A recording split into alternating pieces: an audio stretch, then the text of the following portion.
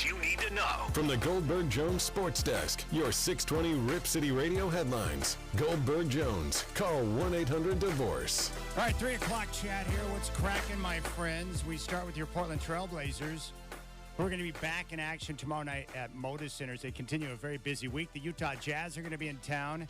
Tip-off at 7. Game day will start at 4:30. There is a good chance that Malcolm Brogdon and DeAndre Ayton could both make returns to the lineup. They have both been out with knee soreness. Keep in mind, this weekend, Saturday and Sunday games against the Mavericks and Warriors, both of them are 6 o'clock tips. No word from the NBA on Draymond Green after he hit Yusuf Nurkic in the face last night. A suspension is expected. We're going to go down to San Francisco at 4:20 and talk with Daryl Guru Johnson from 95.7 The Game and get his take. The Rip City Drive with Dwight and Chad is coming at you right now. The home of the OSAA is 620 Rip City Radio.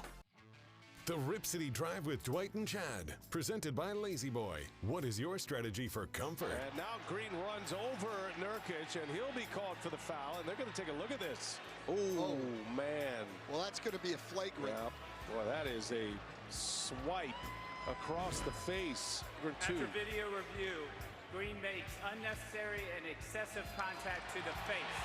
The foul has been upgraded to a flagrant foul penalty 2, and Green has been ejected from the game. As you know, I'm not one to apologize for things I meant to do. I feel like that brother needed help. I'm glad he not tried to choke me. Hope he, whatever he got in his life will get better. Can't be that way towards officials or really anybody in life. Probably regret acting like that. Can't take it anymore, Godfather. Strap in. The Rip City Drive with Dwight and Chad starts now.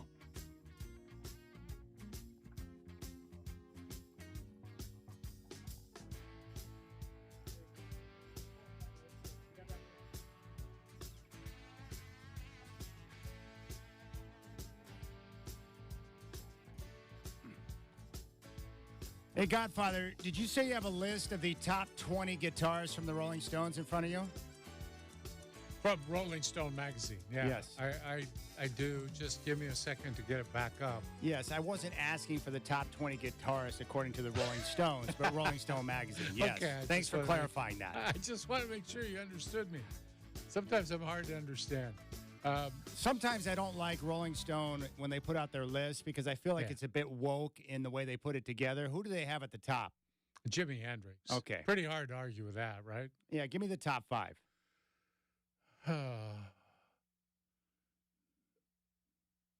See, never mind. I'm sorry. I asked you if you had the list. You said you did, and then I go to you and you don't have the list. Yeah. We're off to a great start. That's great. All right. Well, I know Jeff Beck is there. I know. No. Just save it. We'll go back to it. We'll go back to it. Okay. If you don't have the list, just say, Chad, why are you doing this to me? All right, we got a big show today. We're going to go to San Francisco coming up at 4:20. Daryl Guru Johnson, one of our favorites. We'll get the latest on him, from him, on the Warriors in regards to Draymond Green and the punch that we saw on Yusuf Nurkic. And this is what it sounded like last night on the broadcast. Take a listen. Hield just picked up his 3rd foul. And now Green runs over Nurkic, and he'll be called for the foul, and they're going to take a look at this. See Jason Goebel indicating they will go to the monitor here. Nurkic is down in a heap. Green just plows right over Nurkic. And we'll see if there's anything unnecessary added to it. Oh, man. Well, that's going to be a flagrant. Yep, and now they're going to just try to decide if they think it was excessive. It's going to be at least a flagrant 1, could be a 2. Which would be an ejection. Boy, that is a swipe across the face. After video review, Green makes unnecessary and excessive contact to the face. The foul has been upgraded to a flagrant foul penalty 2, and Green has been ejected from the game. All right, there's the play-by-play after the game. Here's what Draymond had to say. Pulling my hip, and I was swinging away to sell the call. Made contact with him. As you know, I'm not one to apologize for things I meant to do, but I do apologize to you, sir, because I didn't intend to hit him. I sell calls with my arms. I don't fall or to sell a call. I'm not a flopper. So I was just selling the call because he was grabbing me and pulling my hip back. So I spun away, and unfortunately I hit him. And so, like I said, I apologize to Yusef because I didn't intend to hit him. All right, there's Draymond Green. What was your reaction to the play when you saw it for the first time? I think the word I used was wow. Oh my! Because I wasn't watching that game at the time. I saw it later, and I had heard about it, Chad. So I was expecting something. I don't think I was expecting.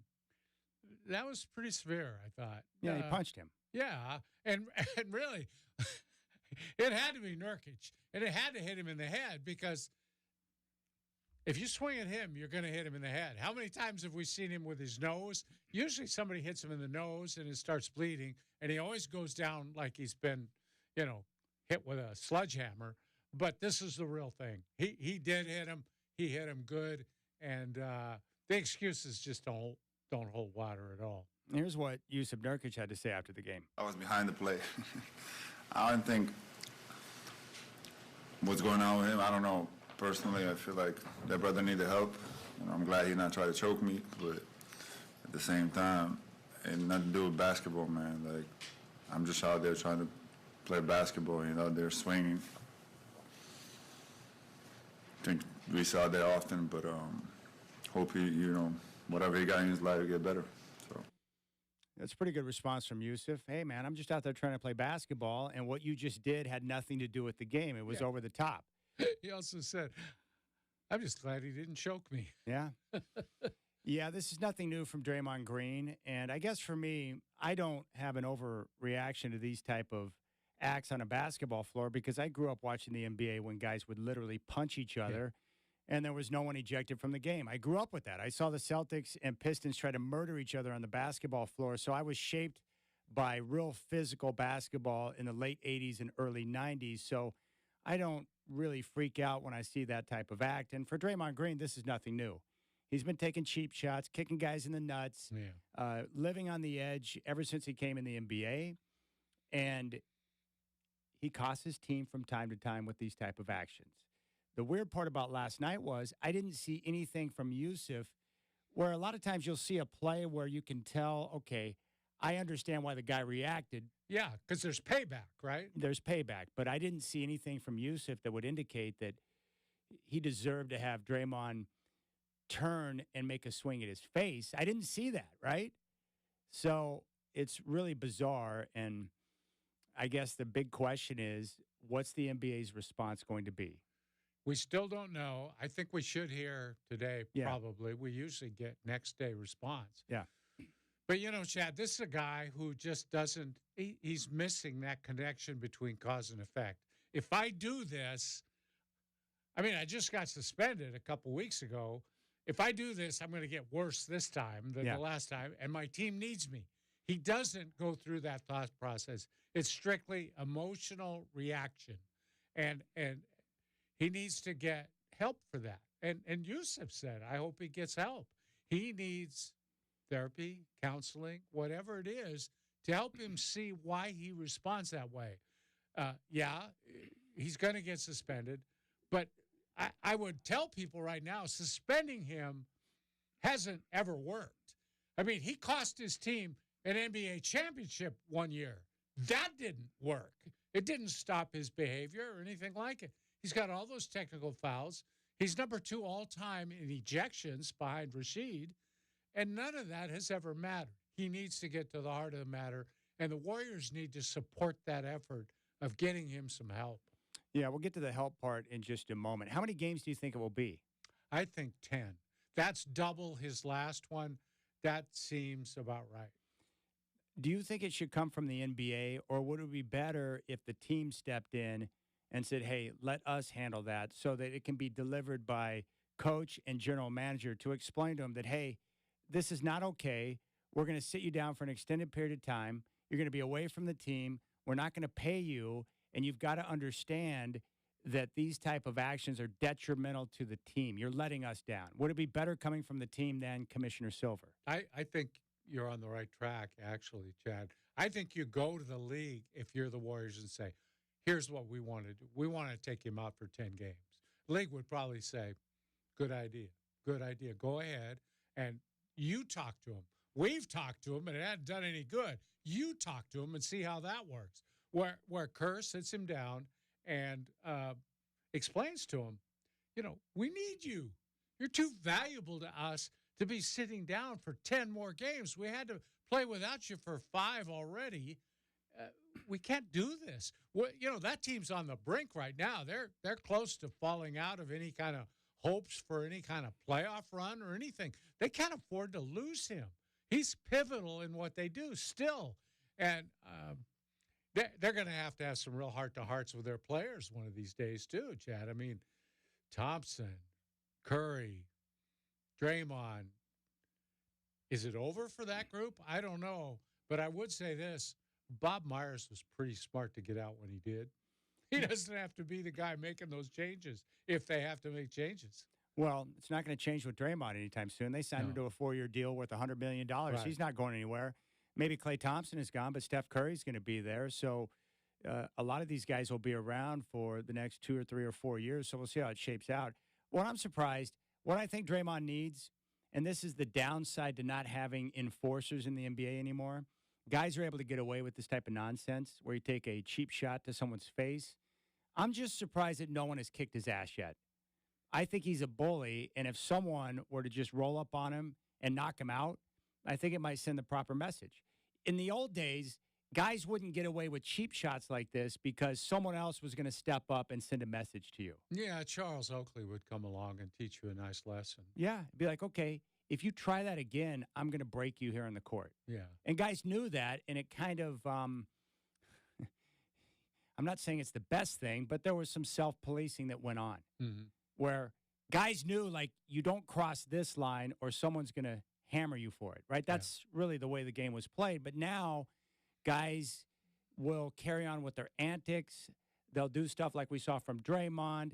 Guys will over-celebrate and show their teams up on the floor. Right. That never went on in the old days because you had enforcers on the floor to make sure that that type of nonsense was weeded out. But Draymond, I think part of the reason why he does this is because he knows that no one is going to show him resistance. I'm just surprised that someone hasn't snapped yet and said, I've had enough of you. You're done. But he always finds a way to pick on guys who are the least likely to respond in a way that might cause him some damage. Well, yeah, the word is out of the league that he only picks on the European players because he perceives them as soft. Does he hate Eastern Europeans? Well, I think he sees them as weaklings or vulnerable. Yeah. Like bullies seek those guys out. And, we should also say, Chad, you've had dealings with him. I've had dealings with him. He's one of the most intelligent guys in the league. He's very, very well-spoken. He's very intelligent. He expresses himself well. It's just too bad that that little piece is missing because his legacy is tarnished by this. The perception of how good he is tarnished by this. It's very unfortunate. Is it tarnished? I think so. Oh, I do. I don't. I think so. Because I think he's always going to be remembered as a winner, a guy who was a vital part of their dynasty. Like Bill Laimbeer was one of the dirtiest SOBs in the history of the NBA. But I respect the way that he went about his game because he was a darn good basketball player. That's how I remember him. He was dirty, but he was also a winner. And he was a key cog on those championship teams with the Pistons. I just don't know how much it will tarnish his legacy. I'm certain of one thing. He doesn't care about that, I don't think. No, he doesn't. He probably thinks he was right in punching Yusuf in the face last night. You're right, though. Of all the players I've dealt with, and I've been in locker rooms like you have for years now, Draymond's one of the very best to ever deal with the media. Answers all questions, very engaging, highly intelligent, and a smart basketball player. And he doesn't dodge the tough questions. He'll answer. Yeah. He won't no comment you. No, he'll answer everything. That's what I respect. Yeah. Through the good, the bad, and the ugly, he's there to answer questions. And that's really all we want from our athletes, right? Don't just stand around looking for the cameras when it's all good. But what about when it's bad? He'll answer questions. Yeah, we don't want to hear. We're just getting ready for Cincinnati. All right, when we come back, we're going to talk about therapy.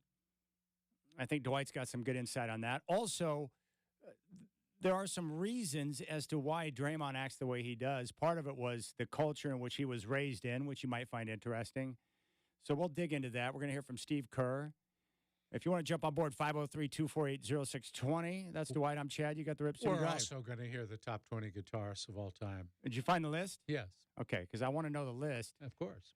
I don't have an issue with number one. If you want to tell me Jimi Hendrix is number one, I'm cool with that. I'm good, too. Yeah. I always remember the story of Eric Clapton driving around in his car, hearing Hendrix for the first time on the radio and having to pull over on the side of the road because he had never heard that It's before. like, how does he do that? Yeah.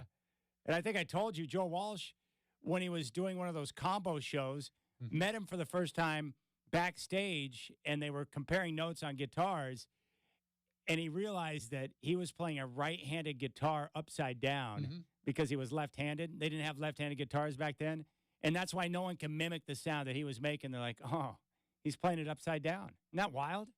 Crazy. All right, we got more on this. Draymond Green, you got the Rip City Drive with Dwight and Chad. Rip City Radio and Holt Homes want to pay your mortgage or rent in 2024. Went up to $18,000 to help offset those monthly payments in the Home for Holidays sweepstakes. Enter today at ripcityradio.com. Powered by Holt Homes, built for the Pacific Northwest.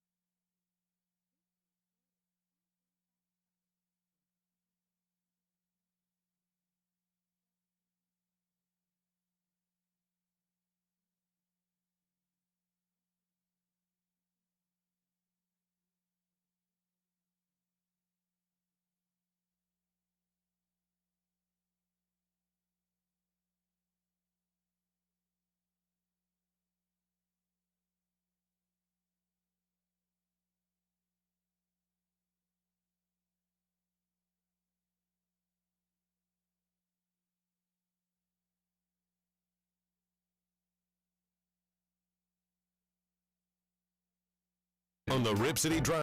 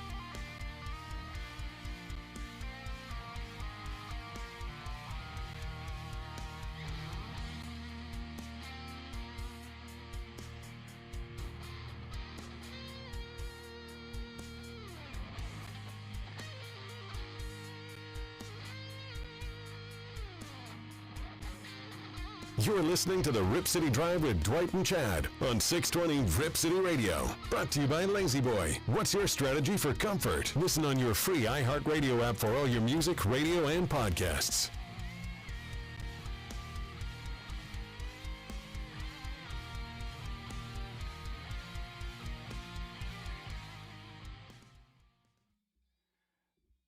All right, we'd love your reaction to Draymond Green punching Yusuf Nurkic last night. 503-248-0620. Let's take a listen to Steve Kerr on Draymond Green getting ejected last night. I haven't seen a replay, so I have no comment on it. How big a swing is it losing Draymond at that moment? Huge swing. You know, we kind of felt good about, you know, having him at the 5, spreading the floor. We got shooters out there. Obviously, changed the lineup around. We thought that could really get Steph some space, and you know, Draymond could use his speed. You saw he got that layup the first play of the second half, and so I felt good about having him out there, and you know, he lost his poise. That's the classic way for a coach to avoid the conversation. I got to take a look at the film. I haven't seen the replay. He's smarter than that to have us think that he hasn't seen the replay. That was the first thing he did when he got back to the locker room. He looked at the replay. My guess is he's furious at Draymond right now. Yeah. So he didn't want to say anything that he might regret in front of the media in a very emotional situation. Well, he did say he lost his poise. I guess he saw enough of the replay to know that, right? Gosh. All right, Dr. Nancy, your wife, she's a therapist. I'm just wondering if you ask her about it or what your insight is on therapy, because I think guys don't like to talk about therapy, right? Because we take that as a sign of weakness, but you and I both know that sometimes it's important to understand why you do some of the things you do. Mm-hmm. And when I was able to overcome my gambling addiction, thanks to God, most importantly, but I did go through some therapy, and the therapist helped me to understand why I was doing some of the things I was doing, which is kind of crazy and creepy to understand once you realize why you're doing what you're doing. But it was very helpful because it doesn't just apply to that area of my life, but then it started to help me understand why I do some of the other things I do in other aspects. So I'm wondering for Draymond, like, maybe therapy would be a good option for him or for the team to encourage, or for the people around him who love him to encourage him to get some help so he can help understand why he acts out in the way that he does. I think really therapy is the only option for him. But again, you got to want to do it. Yeah. Nobody can force you into doing that or it's not going to work. And I've talked about this before, but the story on Draymond's childhood is he was in the Detroit Pistons locker room all the time. His best friend was the son of the general manager at that time. And so he was around and grew up around older guys playing professional sports. And I asked Chauncey Billups about that because he was in that locker room. And Chauncey the other night told me that's true. It's a true story. We raised him. We raised Draymond. And I said, really? I guess you guys are responsible for him too then. And he said, yeah. Yeah, we are. And so that was very telling for me, Chad, and it also reminded me of my own childhood. And I will, for the first time, really talk about it on the air, but I grew up in the clubhouse of the Portland Beavers. I was a bat boy, clubhouse boy, all kinds of jobs for the AAA baseball Portland Beavers. Mm-hmm. Well, at the age of 13, 14, 15, 16, I was in that clubhouse around pro baseball players much older than me, and I heard a lot of things said, saw a lot of things done, saw a lot of amphetamines taken before games, heard talk that really, I think, helped shape me in the wrong direction as I grew into adulthood, mainly in my relationship with the opposite sex. I think I heard some things that probably set me off along the wrong path. And I didn't really get the connection of where my brain comes from until therapy. I was able to do some therapy. A place I worked previously actually provided therapy for employees virtually free. So I thought, why not? Why not try this and see if I can kind of figure myself out a little bit? It was a very smart thing to do because they didn't tell me anything, but they started me in the search for where some of these things began, and I kind of discovered it for myself. So I understand what he's going through, and I think he just needs help. He needs to kind of go back to his past and not only who raised him, but who didn't raise him. He's hanging out in the Detroit Pistons locker room all the time, and one of the guys says, we raised him. Where was his parents? What were the situations of his home life? Mm-hmm. How was that? I think he must have had pretty good parental guidance because he's a very smart person. I think he's book smart. I think he's very well informed. And those are habits you get usually from your home life. But I just don't know, and I think he needs to find out where some of this anger and this latent emotional outcry is coming from. It's not my concern about what he's doing on the basketball floor. Slapping Yusuf in the face or kicking somebody in the nuts. That's one thing. But my bigger concern would be, what if you're faced with a situation outside of the arena where you're dealing with real conflict and then you react or overreact in a situation and you truly hurt somebody? That's where the real concern comes in, right? Right. Because you're not going to have teammates or refs or your coaches to break up the altercation. Well, let's go back to last year when he punched a teammate, and that was a haymaker. I mean, that seriously could have caused a lot more damage than it did. I think he's fortunate that it didn't cause something really serious. You know what's weird about sports? When you win games and you win championships, it's amazing how quickly we are as fans to brush it off as, that's just Draymond being Draymond. Yeah, I know. It's a necessary part of the way he plays. We give him a pass. Yeah. We do. Yeah. When Bill Laimbeer would literally try to take guys out and hurt them in the game, that's just Bill trying to be tough. That's a tough defensive-minded team. Yeah. They're not going to give you any layups. No, it's like he's trying to hurt somebody right now. It's dirty is what it is. Larry Bird said the only player he hates in anyone he competed against was Bill Laimbeer. And he said the reason why is because he was trying to hurt you. He crossed the line. Mm-hmm. So I think for Draymond, he's gotten the pass from all these people around him because of the Warriors' success, right? I think the Warriors, they have to shoulder a lot of the blame here because they've enabled this for quite some time. He punched out Jordan Poole, which was a pretty vicious act in practice. Keep in mind, too, a smaller guy. Yeah. So he was being a bully. Mm-hmm. And that's what I hated, too. It's like, well, he had it coming. Really? So No Jordan way. Poole said something that annoyed Draymond, so he deserved to be cold-cocked. I find that hard to believe. Borderline cheap shot, too. It was. And what did the Warriors do? Number one, they were most upset that the video got out. Yeah. Invasion of privacy. That's in-house. The video got out. That's what they were most concerned about. Who leaked the video? Yeah. Not the actions of a teammate trying to crack another teammate, which is bizarre to me. They didn't suspend him. They gave him time away from the team. He got a vacation, basically. And then they got rid of Jordan Poole, and they gave Draymond a new 4-year deal worth $100 million. That's enabling someone to continue on with their actions because Draymond's got to be thinking, wait a second. They obviously like what I'm doing because they got rid of Poole because he was a punk. They gave me a 4-year deal worth $100 million. I've got to continue to go out there and be the enforcer. That's enabling. They reinforced his bad behavior. Yeah. They didn't just sanction it. They reinforced it. Yeah. If they would have come out and said, we're sorry, but we're going to let you go. Yeah. You can go sign somewhere else. We're going to keep Jordan Poole. That would be a way to shut down the behavior. Yeah. And that would have sent a message to Draymond like, oh, okay, I did cross the line, and now it's going to cost me millions of dollars. But they didn't do that. So they've enabled him all these years because they've been willing to put up with the antics because they understand that to win, this is really where it's bizarre. He doesn't help the team when he's committing these type of acts and getting ejected. He cost him a championship in 2016 when he got booted from the NBA Finals. Yes, he did. But they also recognize that we can't be the team we need to be without Draymond on the floor. That's not so much the case anymore because this is an aging roster and we're seeing a very rapid decline of this dynasty like we do with most dynasties. Yes. But I think the Warriors are culpable in this because of the way that they have handled Draymond over the years when it comes to various acts. Cheap shots. Yeah, and Chad, I think the front office is at fault. The coach is at fault.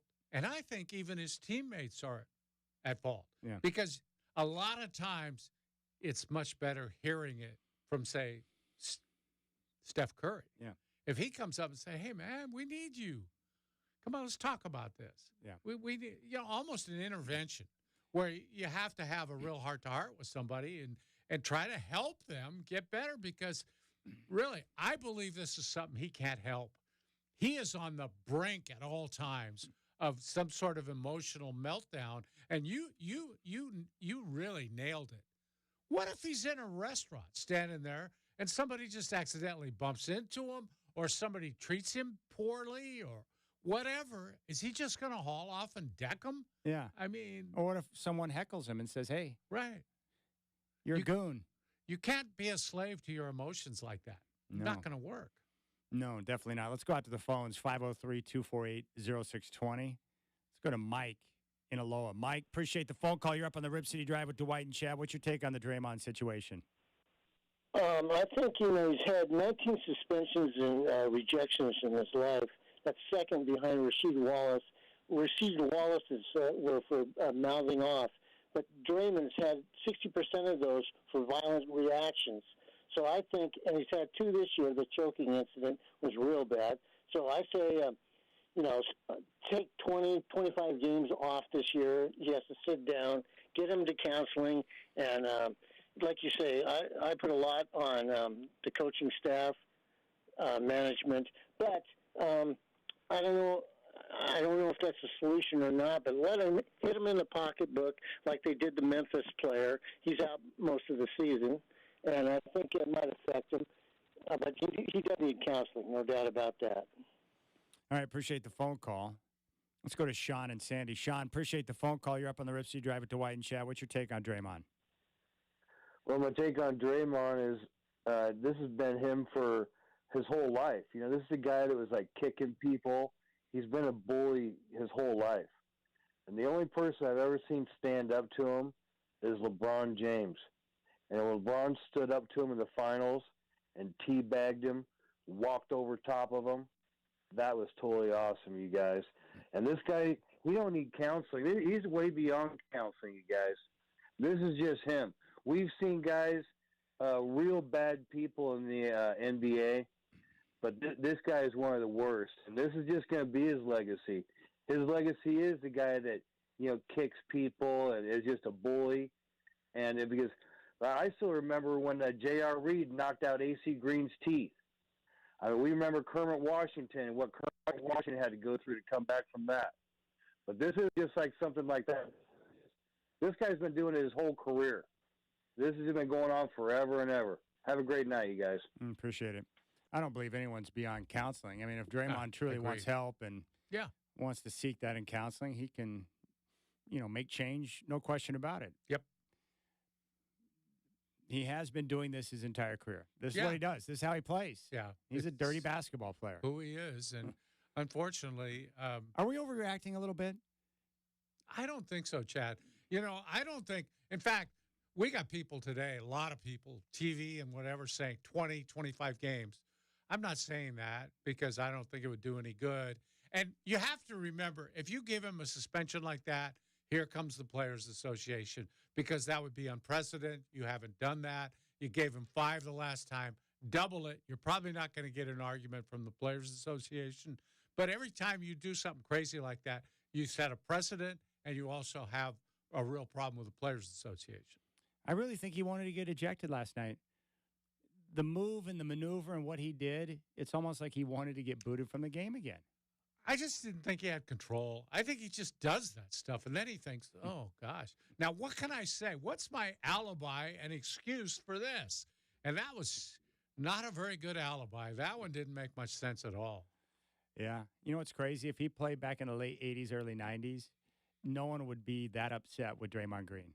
That's how the game has changed. The NBA does not want this type of activity going on the floor anymore. Well, it's understandable. I just felt bad for Nurk. Yeah. He's just playing basketball, and Draymond decides he wants to punch him in the face. Yeah, he didn't see it coming. There's no way he could protect himself. No. I mean, That's the thing. If you're a real tough guy, you put up your dukes and fight the guy. You don't just cheap shot him, hit and run. You don't do that. I mean, and that's kind of been his hallmark. Hit people between the legs and then run down the other end of the court. That's not what you do, and that wouldn't get him very far in the old NBA, I'll tell you that. There were plenty of guys who would have taken care of business on him. Yeah. And he might have had to wait, a couple weeks or a month or whatever, but they settled scores in the old days. They did. And there were players kept on rosters for that express purpose, just like hockey. You had to have a couple goons on your team, so-called goons, to take care of business. You had to, and to protect your big-time offensive players. Exactly. So if MJ was driving to the rim and someone took a cheap shot on him, he had Charles Oakley to protect him and send a message. Or Dennis Rodman. Yeah. I'll never forget the story that Brian Grant told me. They're down in Las Vegas having some players' meetings. It was league meetings, off-season. And they're all in one convention center room. Big-time stars, big-time players. Charles Barkley was in that room holding court with a variety of NBA players. And he was sitting in his chair, kind of leaning back a little bit and telling jokes. And everyone's hee-hawing at Charles Barkley because he's a funny guy. Grant said that he looked over and Charles Oakley comes walking in. Doesn't say hi or wave to anyone, walks straight over to Charles Barkley, pushes him over on the ground, stands over him and says, "If you ever say anything about me to another woman again, I'm going to kick your ass." Pointed in his face, turned around, walked out of the room, and that's all he said. Oakley once punched out a guy on the other team at a shoot-around. Their team was coming in after the other team had a shoot-around. Yeah. He saw the guy. It had something to do with a female also. He just walked over and cold-cocked the guy. Yeah. Yeah, and the scary part is, and I've been there before too, one of the scariest feelings I've had in life is when you lose control of your emotions and you're on the verge of doing something really crazy. Mm-hmm. Like that is where you're out of control. That is a scary, I don't want to be there, right? And that's what I worry about with Draymond. Where you cross the line and you cause damage that there's no coming back from. That's the scary part. Yeah. But I felt bad for Yusuf because he was caught in the middle of that, right? Why does Yusuf always lay on the ground for like 5 minutes after he gets hit in the face? He's trying to get that flagrant. Always he was trying to get the flagrant. You don't need to sell that one, Yusuf. We all saw it. That's definitely a flagrant, too. He's gone. He sold a few where the guy missed him entirely. The elbow whistled by his face, but he would go down and try to sell it. All right, we got another ejection last night in the NBA for different reasons. Yeah. How do you eject Nikola Jokic on Serbian night? How can you do that? That's disrespectful. I just want to know, is there a no-no list for what you can and cannot say to a referee? We'll talk about it next on the Rip City Drive. It's beginning to look a lot like Christmas, and we are simply having a commercial-free sing-along time. Open the free iHeartRadio app and indulge in exclusive one-of-a-kind holiday stations and playlists for every joyful mood. Get a head start on the nice list. Open your free iHeartRadio app and search iHeart Holiday.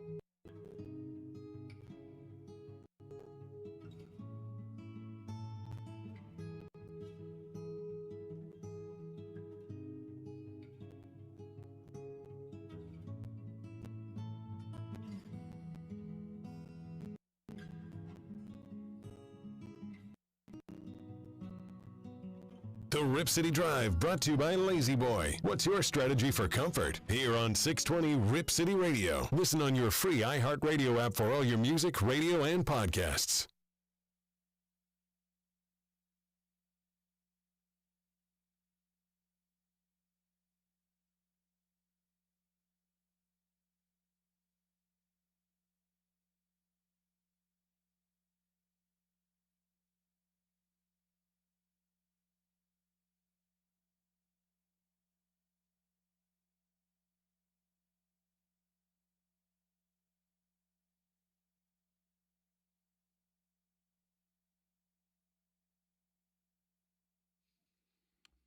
All right, Godfather, here's a question for you.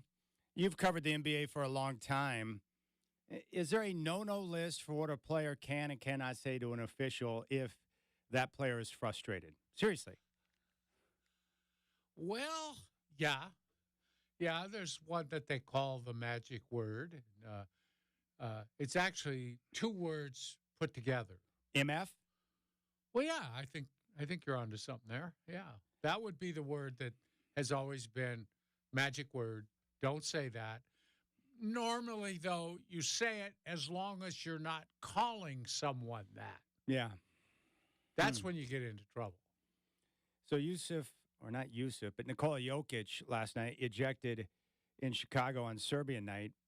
Yeah. And we know what it is, right? He called the ref an MFer. Yeah. Well, and he was just like, hey, MFer, why didn't you call? It wasn't like, hey, it was kind of indirect, I thought. But as somebody who sat courtside for many, many years, I heard it used the same way, and more often than not, it was not a technical. Especially if you're not nose to nose with the referee, you're just Jokic is running up the court, and those the good officials always told me that's when you act like you didn't hear it. It's just easier not to stop the game, not to find the guy, just let him play on and act like you didn't. Well, I didn't hear that. It's like Steve Kerr. I haven't seen the tape yet. I haven't seen the video yet. I didn't hear that. What is the NBA's approach when it comes to ejections? Or shall I say ejections of superstars? Nikola Jokic is one of the best players on the planet right now. He is a must-see item. And Denver's only going to play in Chicago once this year. And a lot of people probably bought tickets, premium-priced tickets, based on the idea that Jokic was going to be in action. So you show up, and all of a sudden, he calls the ref an MFer, and he gets booted from the game. Does the league have guidelines on how they want the refs to handle superstars in those type of confrontations to where they don't go overboard and start booting these guys on a regular basis? I've always heard that they're told it doesn't matter who it is, same rules for everybody. Yeah, right.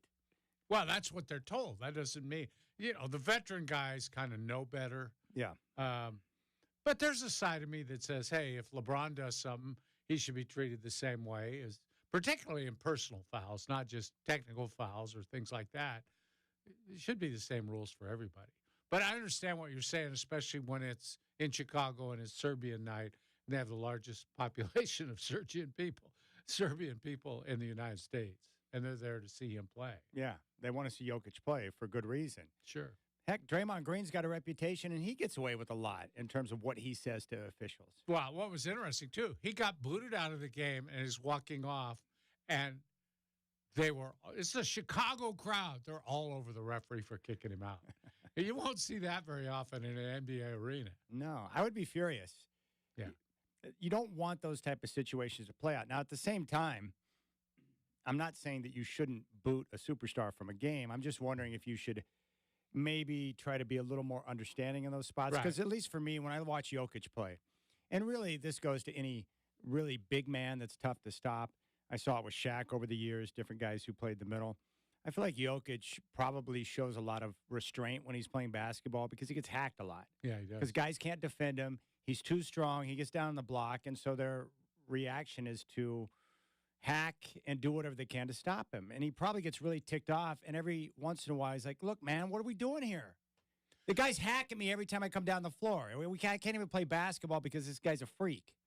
Well, and really, what should have been done, if he needs a technical foul, call the technical foul. Boom. T. Just one technical foul, no ejection. Because then it's like giving him a warning. It's like saying, okay, any more, and you're out of here, and he'll calm it down. You know, you give that first one. These guys don't want to pay the fine. It's up to $4,000 now. It's 2 for a technical, 4 if you're ejected. They don't want to pay that. As much money as they make.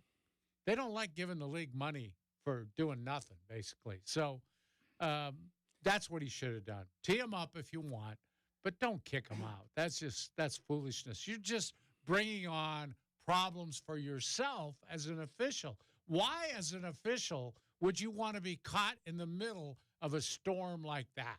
What I would do is make it a little WWE style. I think the ref should go to the mic and ask the crowd, should I eject Nikola Jokic? And then based on the response of the crowd, you make your decision.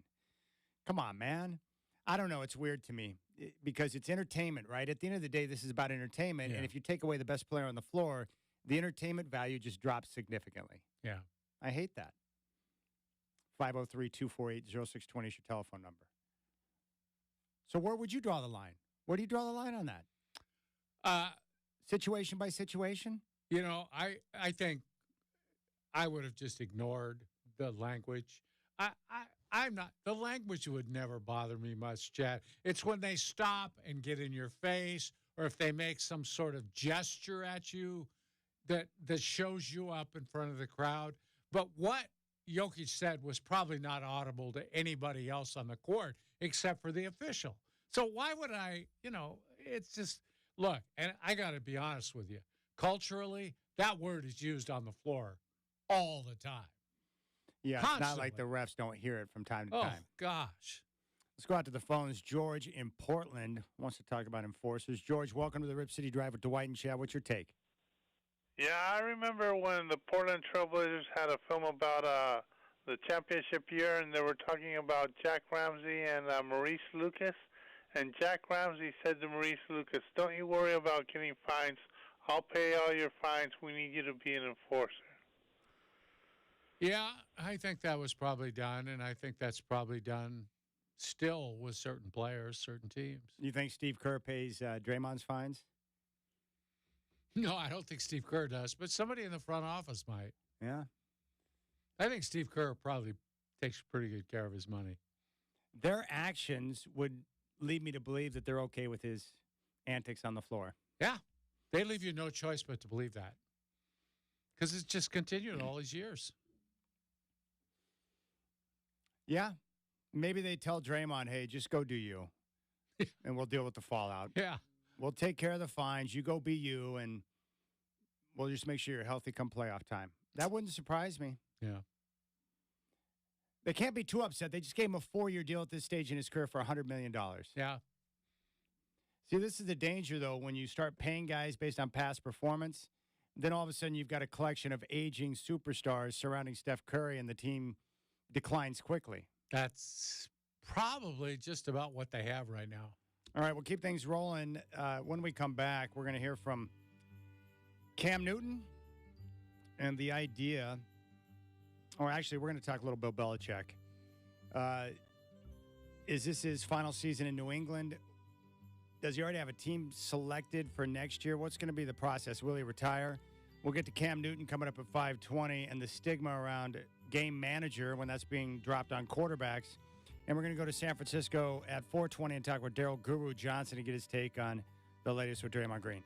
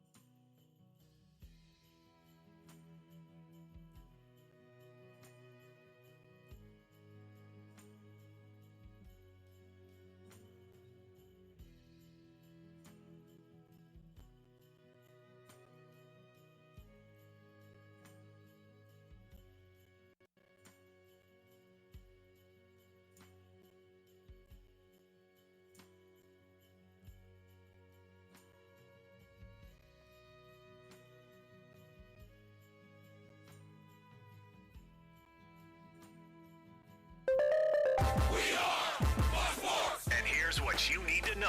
From the Goldberg Jones Sports Desk, your 620 Rip City Radio headlines. Goldberg Jones. Call 1-800-DIVORCE. All right, 4 o'clock chat here. Hello. We start with your Portland Trailblazers, who are going to be in action tomorrow night at Moda Center. The Utah Jazz are in town. Tip-off at 7. Game day will start at 4:30. Good chance that we could see Malcolm Brogdon and DeAndre Ayton both back on the floor tomorrow night, as they have both been out with knee soreness. Also a reminder, 2 games coming up on this weekend. Back-to-back nights, Saturday and Sunday at Moda Center with the Mavericks and Warriors. Programming note, both games tip off at 6 o'clock, so make sure you're aware before you head down to Moda Center for the games. No word from the NBA yet on the status and the pending suspension of Draymond Green after he punched Yusuf Nurkic in the face last night. Keep it locked into the Rip City Drive with Dwight and Chad. We will give you the latest when we get word. We're going to head to San Francisco and talk with Daryl Guru Johnson, 95.7 the game at 4:20. The home of the OSAA is 620 Rip City Radio. The Rip City Drive with Dwight and Chad, presented by Lazy Boy. What is your strategy for comfort?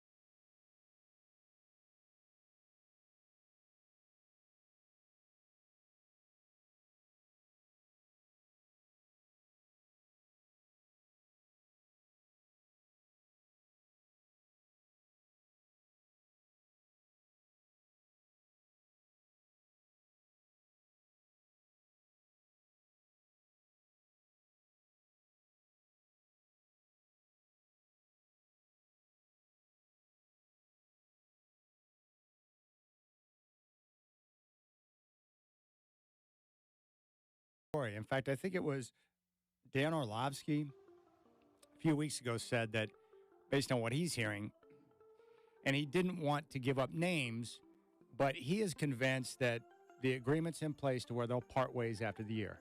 So Belichick will leave New England. And apparently, according to Orlovsky, he thinks that the location and where he's going to go next year has already been chosen. Now, he didn't say the team, but the rumors I've been hearing or circulated around is that it very well could be the Washington Commanders, who we know is going to part ways with their coach. This is going to be a wild offseason in the NFL where there's going to be a ton of openings around the league. My guess is Bill Belichick still wants to coach because he loves football. He's always going to coach. Most of these coaches don't know what to do with themselves. They've got piles of money in the bank, but they're not happy unless they're coaching because they're addicted to it. They love it so much. The competition, the preparation, the work. That's what Belichick's about. So it could be D.C. Maybe it's somewhere else. But my guess would be if he takes another job, Josh McDaniels won't be too far behind. He'll get his offensive coordinator back, and then they'll get a chance to work with a new team and a new roster. And what I've noticed with Belichick, if he can find a quarterback or go to a team that's already got a legitimate quarterback, that's probably the best place to go. So it would give him a chance to win. He has not been good historically at finding offensive talent in the draft or quarterbacks in the draft aside from Tom Brady. So you would like to see him maybe land in a spot where he can have some usable talent on that offense. Would you give him the draft? See, I would say I got a GM, Bill. If you're coming, just... My guess is you won't have a choice. Yeah, he's probably going to want that. Yeah, he's had control for the last 20-plus years. If you're going to bring in Bill Belichick, you don't get to set the parameters. Because if you say no, he's like, well, screw you. I'll go somewhere else. Gosh, though, you'd hope he'd learn from this job he's got right now that he's not real good at that. When you have 6 championships, my guess is he doesn't think he has a problem with selecting talent. Yeah. That'd be my rough guess. That's my guess. He probably feels like he's got a pretty good handle on the game as the greatest coach of all time, or what most people believe is the greatest coach of all time. So you go out, you get McDaniels, you put your staff together, and you go out there and give it a run. He probably wants to continue coaching, one, to prove he can win another championship, but also I would imagine, even though he may not say it, chasing down Don Shula for the most wins of all time is probably important. Mm-hmm. Yeah, it would be. Would you bring in Belichick at this stage in his career? Yeah, I would consider it. I'd make sure that he had that offensive coordinator. But there are teams, San Diego Chargers, there are teams, Los Angeles Chargers, excuse me. There are teams that need his organizational skills. The Chargers are a mess. They need a real head coach to come in, shape the whole thing up. I mean, they're a mess from top to bottom. You've got to get it organized to where you give yourself a chance. I think he can do that. I think, too, wherever he coaches, the defense is going to be real solid. And yeah, if I'm in that situation that the Chargers are in, yeah, I would take a shot at him. He's one of the, maybe the greatest coach of all time. Yeah, I would choose Bill Parcells. Most people would choose Bill Belichick. Or Don Shula. I don't hear Don Shula mentioned amongst the best. It's either... Really, there's only one guy mentioned. Everyone outside of me believes that Bill Belichick's the greatest coach of all time. Hard to argue that based on his wins, on his championships, and the success that he's had. I think Don Shula was awesome. There's been a lot of great coaches. Bill Walsh, Mike Shanahan, the list goes on and on. There's been a lot of good coaches in the NFL. 6 championships is hard to argue with. He also had Tom Brady, but every great coach, Bill Walsh, Don Shula, you name it, they've all had. They had their quarterbacks. You got to have it. Shanahan looked really good when he had John Elway running his offense. Bill Walsh looked really good when he had Joe Montana out there or Steve Young. You know, you need that guy. You got to have your quarterback, right? Bill Parcells did it with Phil Simms and Jeff Hostetler, not the greatest quarterbacks on the planet, and he discovered Bill Belichick. That's why I give him the nod, because of the work he did with lesser quarterbacks, plus he discovered all of these great coaches. His coaching tree is incredible.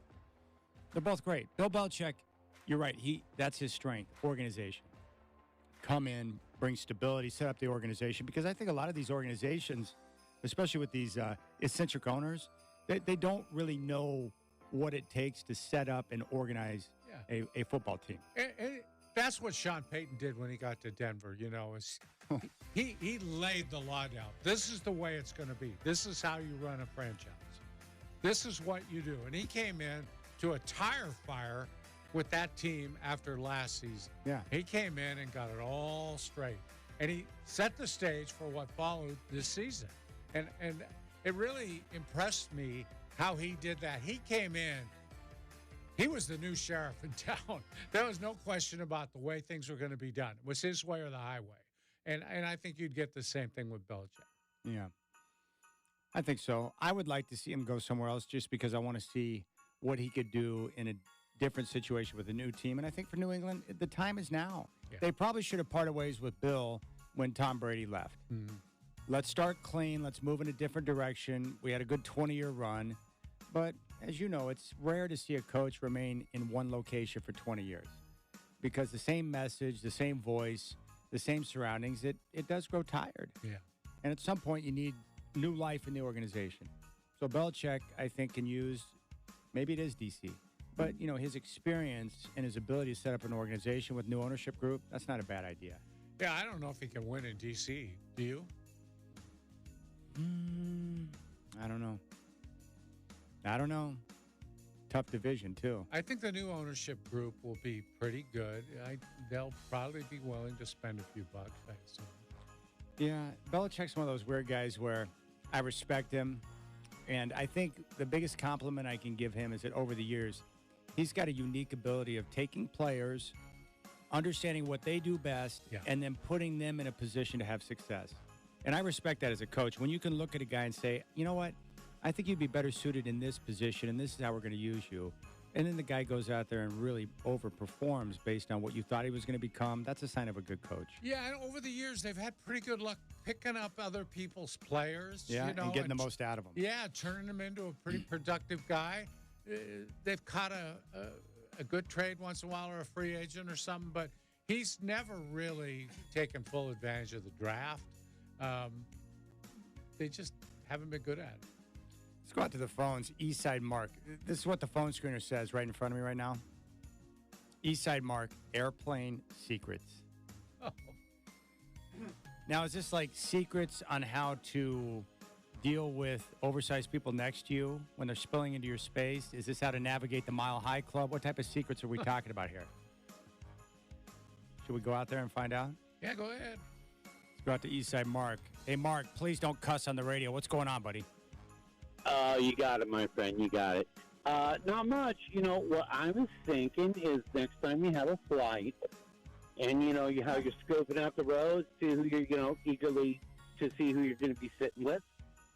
Well, if that person happens to be, like, real girthy, you know, like pushing maximum density, what you do is back off real quick and go up to the stewardess and you tell the stewardess that you don't like flying and you're real panicky.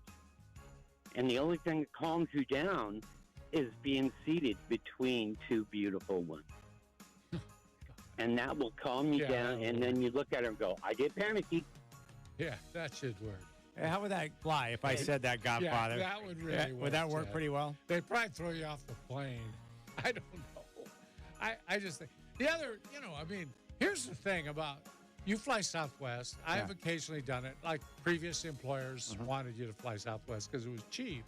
But you have priority because you fly enough. So you're getting on the plane first. So you don't have a choice of who you're sitting next to. You're finding your seat and you're just sitting there praying that that guy doesn't sit down next to you. 100%.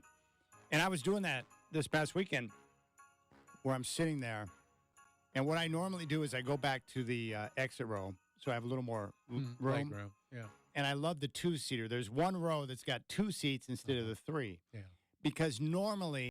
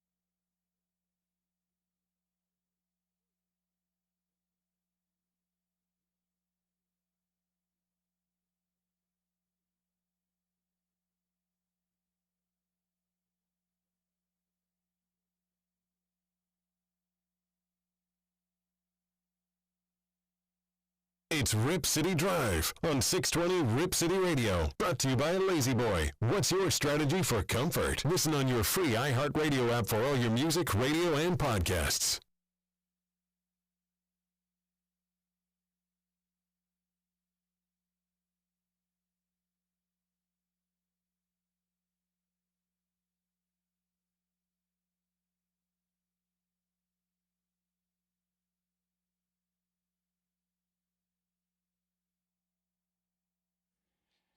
All right, our next guest is host of Steiny and Guru on 95.7 The Game, weekdays 10 to 2. He's on Twitter at Triple D Guru. And for Dwight and I, truly one of our favorite guys to talk to on the radio, it's Daryl Guru Johnson. What's up, brother? What's up, man? I don't know if you and Dwight, I had a ball last time, but it's been a few months, Chad. I said, did I do anything wrong to my guys in Portland? And bam, you reach out and throw the bat signal up. Happy holidays, fellas. You too, buddy. It's great to talk with you, and there's so many great things to get to. And I'm also excited for you about your Cowboys that we'll get to here in a moment. But first off, your reaction to what you saw last night with Draymond Green taking the swing at Yusuf Nurkic. I'm embarrassed. I'm embarrassed for the organization, and I'm angry. And let me just briefly tell you why I'm angry. This guy has ran off Kevin Durant. He embarrassed and probably ruined Jordan Poole's career. That could be a little strong for some. I'm okay.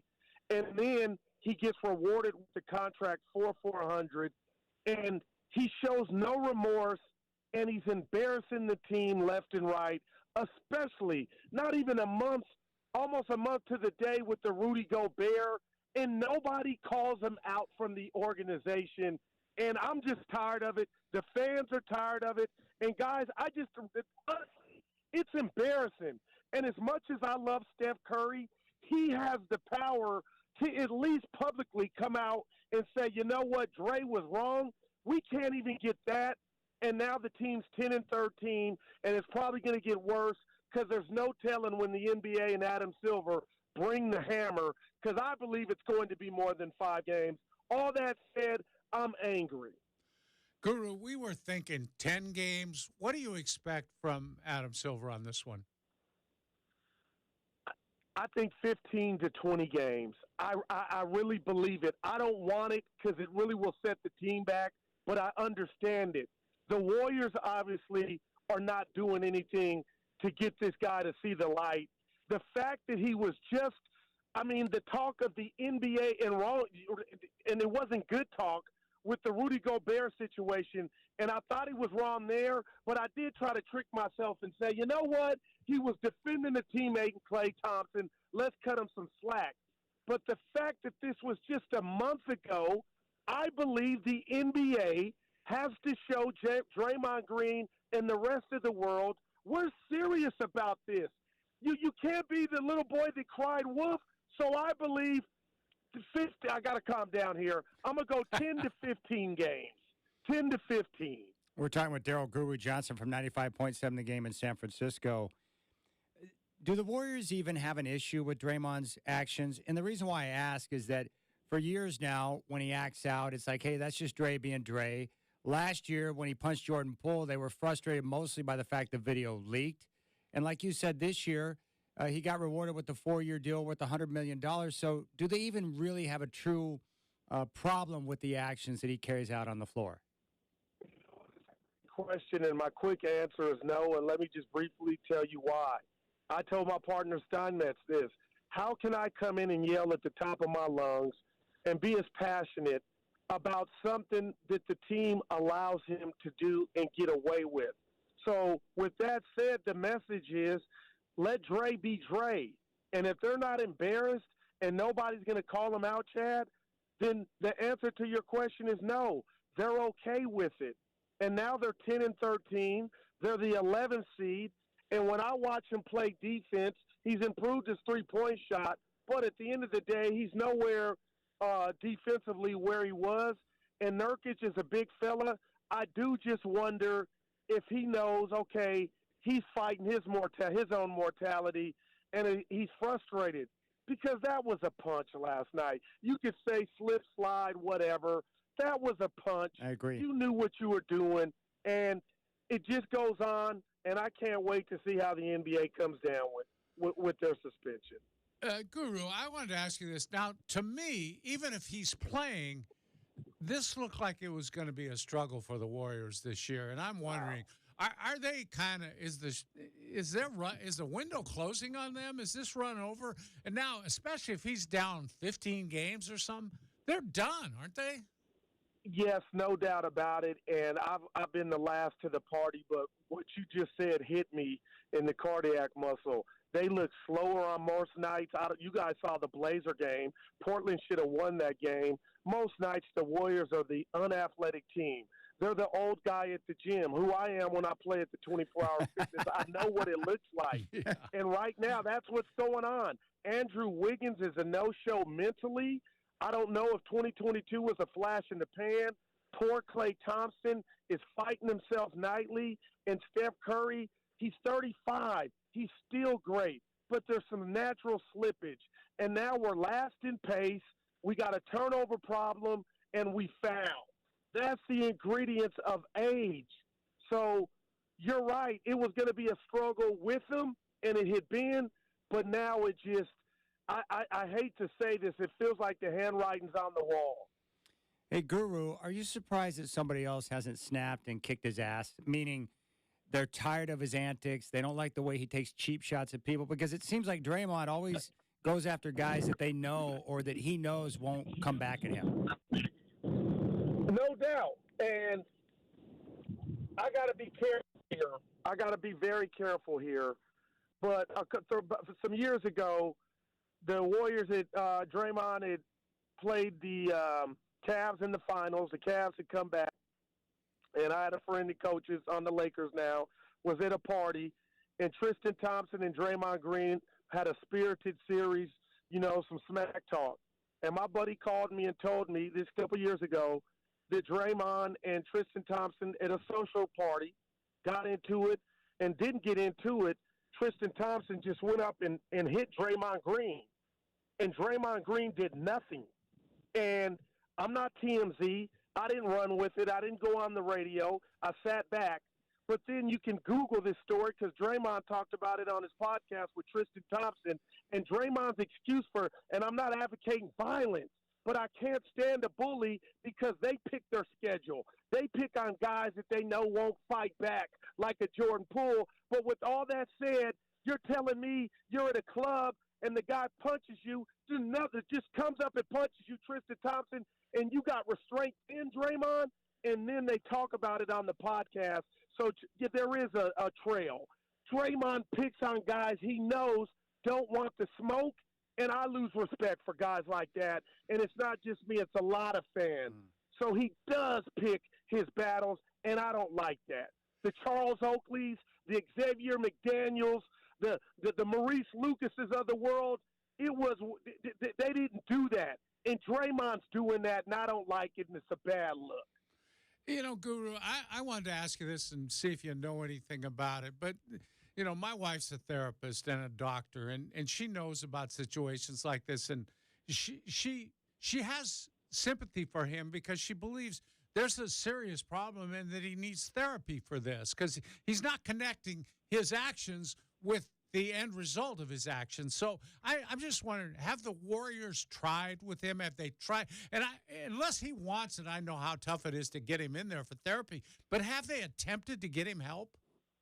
You know what? It's top secret, and it's a great question. And I'll say this. I got friends and family that suffer from mental health. It's a serious issue, but the Warriors have not said a word on if they advise Draymond, maybe anger management or counseling. And you're right.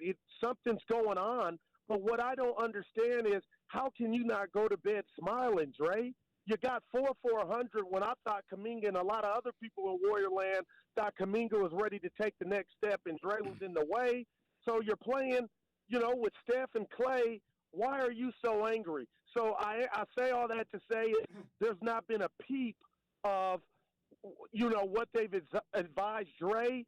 But where I was despondent last night, and it kind of hurt me, and I love Coach Kerr, we'll talk to Dre. This was after the game. We'll talk to Dre. And the reporters were peppering him with the questions. We'll talk to Dre, and we'll try to get through it. And, guys, here I go again. Bob Myers, he's a friend of mine. I just wonder how much of Draymond getting that contract, dealing with Draymond, the Clay issue. I wonder how much of that made him go to ESPN. It's a great question. Daryl Guru Johnson here on the Rip City Drive. All right, I have stated now for quite some time that the 49ers cannot win a championship with Brock Purdy at quarterback. I may be wrong. Can they win a title with Purdy? There's no doubt they can. Hell yes, they can. Thank you. They can win a title. Yeah, they can win a title with Brock Purdy. I'm just tired of hating. This guy's amazing, and they can do it. They can win it with Brock Purdy. It's just incredible. You look the completion percentage. He's throwing the ball down the field. I call him Magic Johnson. So this is incredible, guys. There's no doubt, Chad, they can do it with them, and I almost expect them to do it. Are they going to win out and get the 1 seed? No doubt about it, yes. They got a tough Christmas game with Baltimore, but they're going to win out. Hey, how about your Cowboys? I know that you've struggled over the last couple of years with Dak Prescott, but, man, you got to feel good about where they're at today, right? Yeah, they won me back. And since the Niner game, McCarthy has used motion, guys. He's stole the page out of Shanahan's book. He's using motion, and all of a sudden, Dak's getting rid of the ball quick. So, again, I can't wait if they do get another shot at the Niners. Something's changed. CeeDee Lamb was crying about the ball. Now he's Drew Pearson getting 10, 11 catches per game. So McCarthy's been in the lab. It looks good, and we'll see how far it goes. All right. Well, I can tell you what. I'm speaking for everyone in Portland. The Blazers and their fans are quite happy with the Warriors' demise because Portland owns their draft picks. So if you want to just communicate with the Warriors that we're okay with Draymond not playing and losing more games, we're cool with that here in Portland. No doubt about it, man. I hate that. But, guys, don't be stranger. Let me know when you need me. Dude, you're the best, man. We love you, Guru. Absolutely. Merry Christmas, buddy. All right, bye-bye. There you go. Okay, you too. There's Guru. Yeah, he's good. Love that guy. He's great radio, I'll tell you that. And he's got the show with Steinmetz, who's also very, very good. Steinmetz is very wise in NBA circles. He knows what's going on. He does. Well, you heard it from Guru. He doesn't think the team has any issue with Draymond's antics, right? Yeah, kind of what we suspected. They've reinforced his behavior over the years. Crazy. He thinks 10 to 15 games suspension. Yeah, he for might Dre. be right. He might be right. I can't wait to get the commissioner's statement on that. Adam Silver. He's probably stressing right now because he actually has to, I bet they release it. Well, I was going to say late in the day, but it's late in the day in the East already. So I don't know. Maybe it's going to be tomorrow. The commissioner, gosh. Weak voice and a limp stick. Yeah, he's got to show discipline here. I think he's probably, if the league has a problem right now, it's him. That's the way I see it. I really do. He's let this whole thing go. Everything's gone. I mean, he doesn't enforce anything anymore. Steph Curry could, if he wanted to, could put an end to all of this. I think that's the one guy that Dre would probably listen to. You would hope.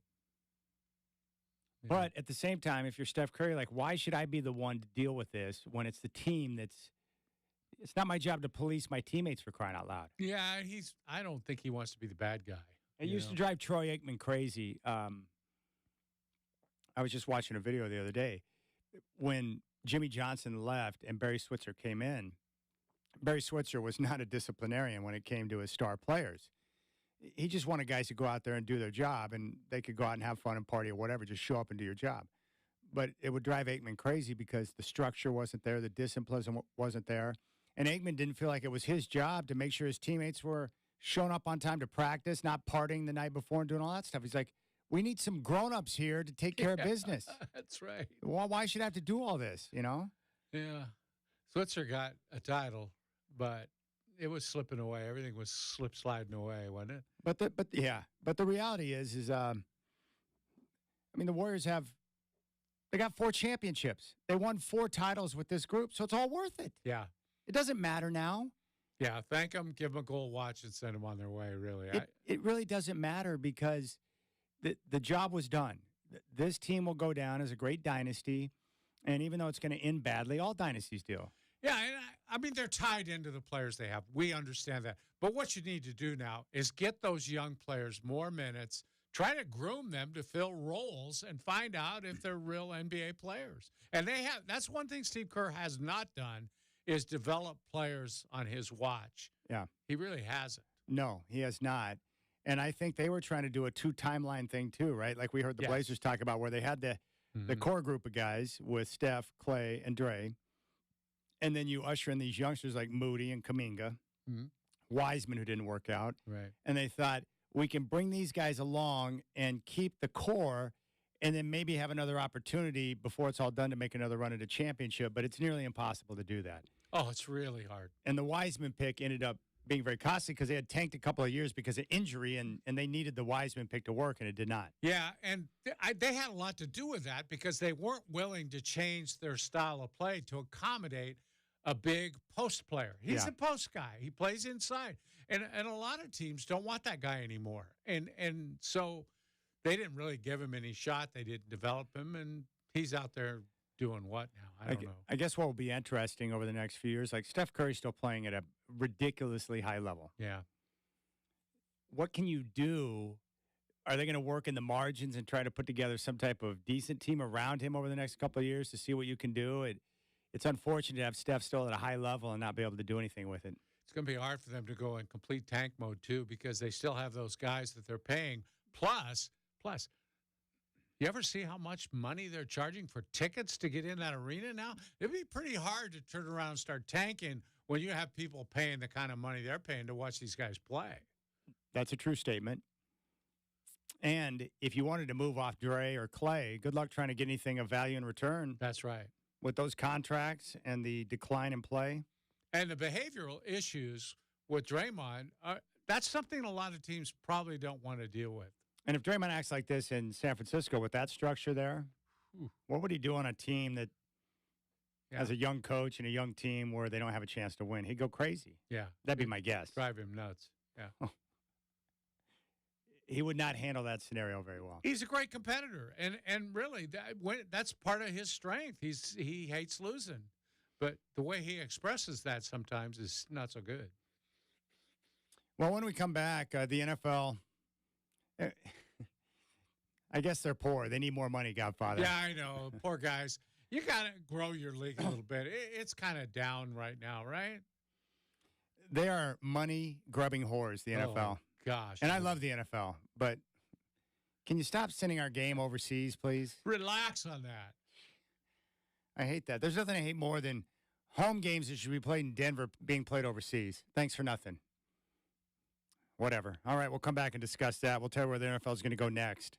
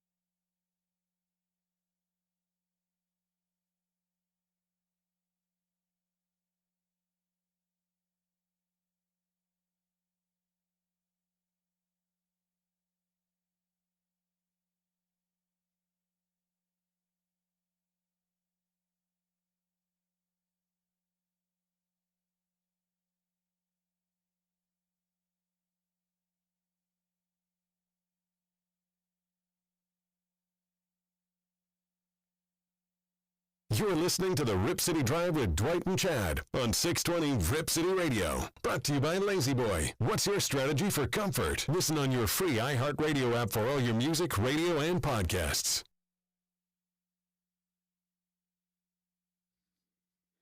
All right, Godfather, the NFL's on the move again. This time they're going to take games to Brazil. I guess my big question is this. Why is the NFL so committed to getting games outside of the States, away from their home base, from their true fans, and take home games away from teams in the NFL? Why would you do that? Chad, I think it's a money grab. That's all I can figure. There's no real reason to play a game in Brazil. It's not like there's tons of NFL fans down there pounding the desk to get games. I don't think that's the case. I think they're trying to expand their reach, like all the sports leagues are doing right now. They're not ever going to have a team in Brazil, but I think they want to get games on down there. They want to create fans down there. They sell more merchandise. They get money for the television. All of those things matter. And the rich just keep on getting richer. And what bothers me is they keep trying so hard to get richer. You know, all the leagues are doing that. But like baseball, the opening game of the season for the Dodgers with Ohtani on the team is in South Korea. I mean, at least, but I would say at least South Korea, they have the KBL, the Korean Baseball League. They were a fixture during the strike here. People were watching those games. They're nuts over baseball in Korea. So there's some justification for playing a 3-game series there, I guess. But I would still rather that series be played in San Diego or Los Angeles, where the two teams reside.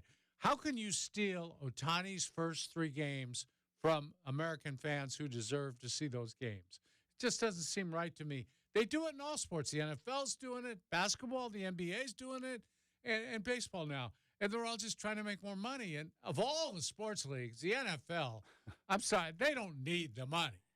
They print their own money. Yeah, it's a printing press. In comparison to the other sports leagues, the NFL is basically ironclad. They're flush. They're just. When you turn on the TV, why do you always have constant NFL content? Yeah. Fantasy football, talking about the matchups, previews, gambling shows. People are crazy about the NFL. They're not hurting for money. They're not hurting to sell tickets. They're not hurting to get people in front of the TV to watch their games. All the top TV shows every year now, the highest rated programs, they're all NFL games. They dominate everything. Mm-hmm. So let's take our games to Brazil. Yeah, right. Really? Do you have to do that? You gotta take all those players down there and make them play someplace where they're not comfortable on a field that you don't even know if it's safe. You think it is, but they've played on bad fields all over the world. Yeah, I don't like it. And I'm just, especially when it comes to my own team, like I don't want the Broncos playing overseas. No. I want them to be either at their home crib. I don't want any home games taken away. It's a disadvantage to travel and get the guys out of the routine, and you have them playing a different place, something they're not accustomed to, and they've got to manage that. Well, and for the Broncos, winning a home game is going to be easier than playing a team anywhere else in the world. Of course. Neutral site is not anywhere near the same as playing at altitude. I agree. It's really annoying. It drives me crazy. But they're not going to stop. The NBA is doing it. The NFL is doing it. They all want to dive into different markets to get more money. And this is why Roger Goodell is good at what he does, and the reason why he continues to get new contracts from the owners, because he continues to find different ways to make them more money. That's really what it comes down to. Yeah. A lot of fans have been frustrated with Goodell over the years. He's doing exactly what the owners want him to do, make more money. And he's doing a fine job at that. It's king. The NFL is king. But yet they want to take their games to Brazil now. And still, the players aren't earning enough of a percentage of what that league is making. Oh, not even close. No. Not even close. I just wish one year that union would dig its heels in and say, no more. We're out until you come across. Yeah. And they won't do it because the NFL owners, it's one of the greatest things. I marvel at it, where I don't know how they do it, but I think it's because the owners are smart, and they know that we have solidarity. We're going to stick together. No one in our ranks is going to crack. And we're going to stand up to the players, and if we got to lock them out, we'll do that because they know what's going to happen. The rich guys in the NFL, the quarterbacks primarily, they've got the money to sit out and wait. But you've got these blue-collar guys on rosters who need game checks desperately to provide for their family because they don't make huge money. So as soon as a couple of those checks start to miss, guys will fold, and before you know it, they come, crawling back to the owners to agree to whatever the owners want to do. And they have a unique advantage, too. Their players wear helmets. So underneath that helmet, a replacement player looks an awful lot like a real player. Yes. And teams are still going to, or people are still going to bet on those games. Yeah. They don't know who that quarterback is, but they're still going to bet on the Kansas City Chiefs, probably. Yeah. And somehow, some way, the NFL owners have a unique way of getting the fans to turn against the players and support the owners, which are billionaires. And they don't usually do that in other sports. They're usually on the players' side. Yeah. But not in the NFL. No. Football's a different game, and fans take that stuff really seriously. And all these guys do is risk their mental capacity every time they walk out on the field. I mean, concussions are right there for them any day, and they're not getting paid enough to make up for the risk they take. Big time risk, not just concussions that lead to brain damage, which has been proven, spinal injuries, crippling injuries. Yeah. Guys that can't even walk when they're 50. Even guys that play a full career and walk off the field themselves, they face a lifetime of debilitating pain and arthritis and other issues. And a lot of their insurance doesn't even cover those things 20 years later, when they're really dealing with those problems. No, and I worked with Lo Neal, and I would just sometimes catch myself staring at his hands in the morning when we were doing the show in studio, because his fingers as a fullback, they were all like in different directions. Oh, yeah. Jacked up. What are Justin Herbert's fingers going to look like when he's done? He's broken 2 this year, I think. Horrible. He was smart to shut it down. I'm done. Yeah. Get rid of the coach. I'll come back next year when I'm healthy. I don't need to take the field with these bums again. All right, we'll keep things rolling here on the show. When we come back, there is one benefit to the Warriors sucking and Draymond getting suspended. In fact, if you're a Blazer fan, keep cheering for Draymond to get ejected from games and take swings at guys, because there's a benefit at the end for the Blazers. We'll talk about that next.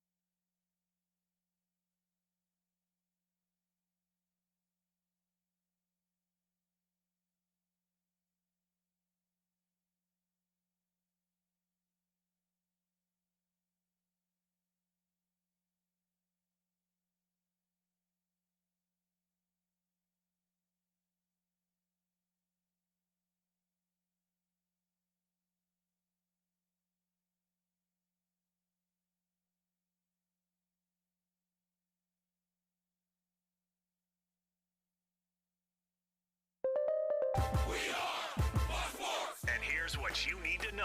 From the Goldberg Jones Sports Desk, your 620 Rip City Radio headlines. Goldberg Jones. Call 1-800-DIVORCE.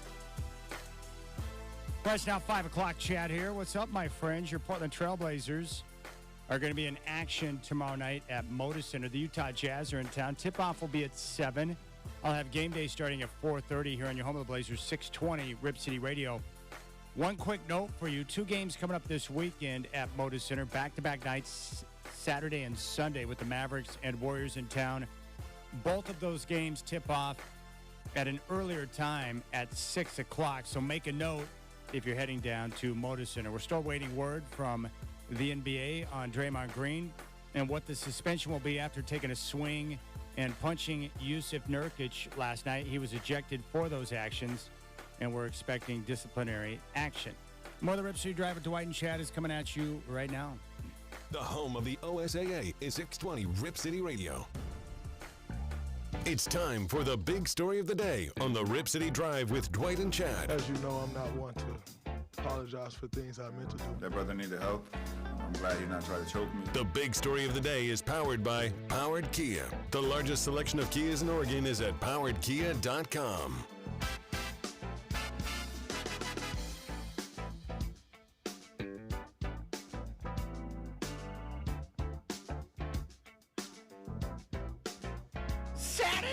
Saturday!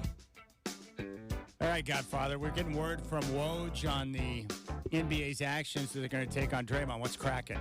Well, Woj, according to him, ESPN sources, he's saying, so he might not have gotten the tip, but somebody's giving it to him. The NBA is suspending Golden State's Draymond Green indefinitely. That probably means he's going to have to fly to New York and go to the big office and sit down with the commissioner and hash this thing out. Yeah, I would think so. Yeah. An indefinite suspension. How many games do you think that will equal? 15, 20? They might do one of these things where he has to go. They did this with John Morant, remember, where you have to go to therapy, you have to get counseling or something, and then we'll decide when that's done if you're fit to come back. Interesting. Could be. That's probably the best way to handle it. Probably is, yeah. They've got to send the message that, hey, this is serious. We're not going to treat you with kid gloves anymore because your actions are unacceptable. You cannot be taking swings at guys. My guess would be there are players in the NBA who have voiced concern quietly that, hey, this guy's out of control, man. Yeah. And I don't want to be out there on the floor with him because if he's going to be doing this, he's going to put me at risk. And you know, the unwritten rule amongst players, from what I've been told by NFL guys, NBA guys, is very simple. We're going to go out there and compete, and we're going to do everything we can to win. That's fine. But don't do things out there that can put me at risk of injury to where you could take money off of my table. That's really what it comes down to. Always been the case. Absolutely. You can do hard fouls. Go ahead. Give me a hard foul. That's fine. But if you try to hurt me, that's over the line. That is usually the unwritten rule. That's how players respect one another, right? That's really what it comes down to. Yeah, because they're all in it together. You know, really, they are. They're all doing the same thing.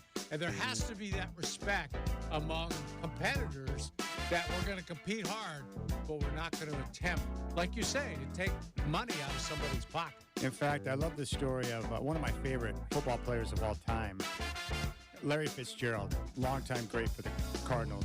He played his, college ball at Pittsburgh. He would go up to guys. The NFL has changed rules over the years to where you can't hit guys high, right? They want you going low to avoid the head injuries. Fitzgerald would go up to guys before games on the other team, and he would tell the defensive backs, hey, hit me high. Hit me high. I'll pay your fines if you get fined for it, but hit me high because I don't want you to go low to where I'm at risk of having my base destroyed. He would rather get hit high than have a helmet come into his knee or his ankle or something like that. I always thought that was interesting. But it was kind of a respect deal where it's like, hey, this is what I'm looking for. Do this, and if you get fined for it, I'll pay it. But I don't want to get hurt or rip up a knee because it could cost me years on my career. Yeah, and it's the same in baseball. There's a respect factor. You can throw at a guy. Come inside. Don't do it above the net. Don't throw at a guy's head. That's a whole different deal. That's when you see the dugouts empty. That's when you see people retaliating, all that stuff. He hit him in the butt or the back or the knee or whatever. That's fair game. Yeah. And in the NBA, you've seen this before, right? The type of plays that players really hate or that they consider dirty.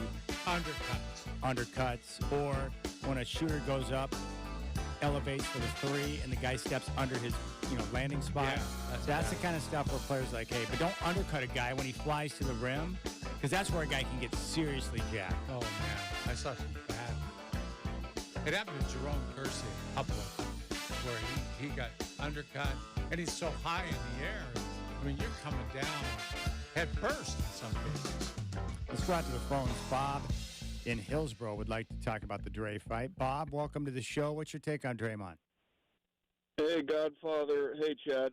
I know, Godfather, you probably remember some of these names. Chad might also, but I guarantee you these three Blazers would have not tolerated one iota out of Draymond Green. Lucas, Kenny Carr, and Buck Williams. They would not have taken any of that garbage off of Draymond Green. And another guy, Godfather, you remember when Jerome Kersey one-punched Ken Norman, knocked him on his can?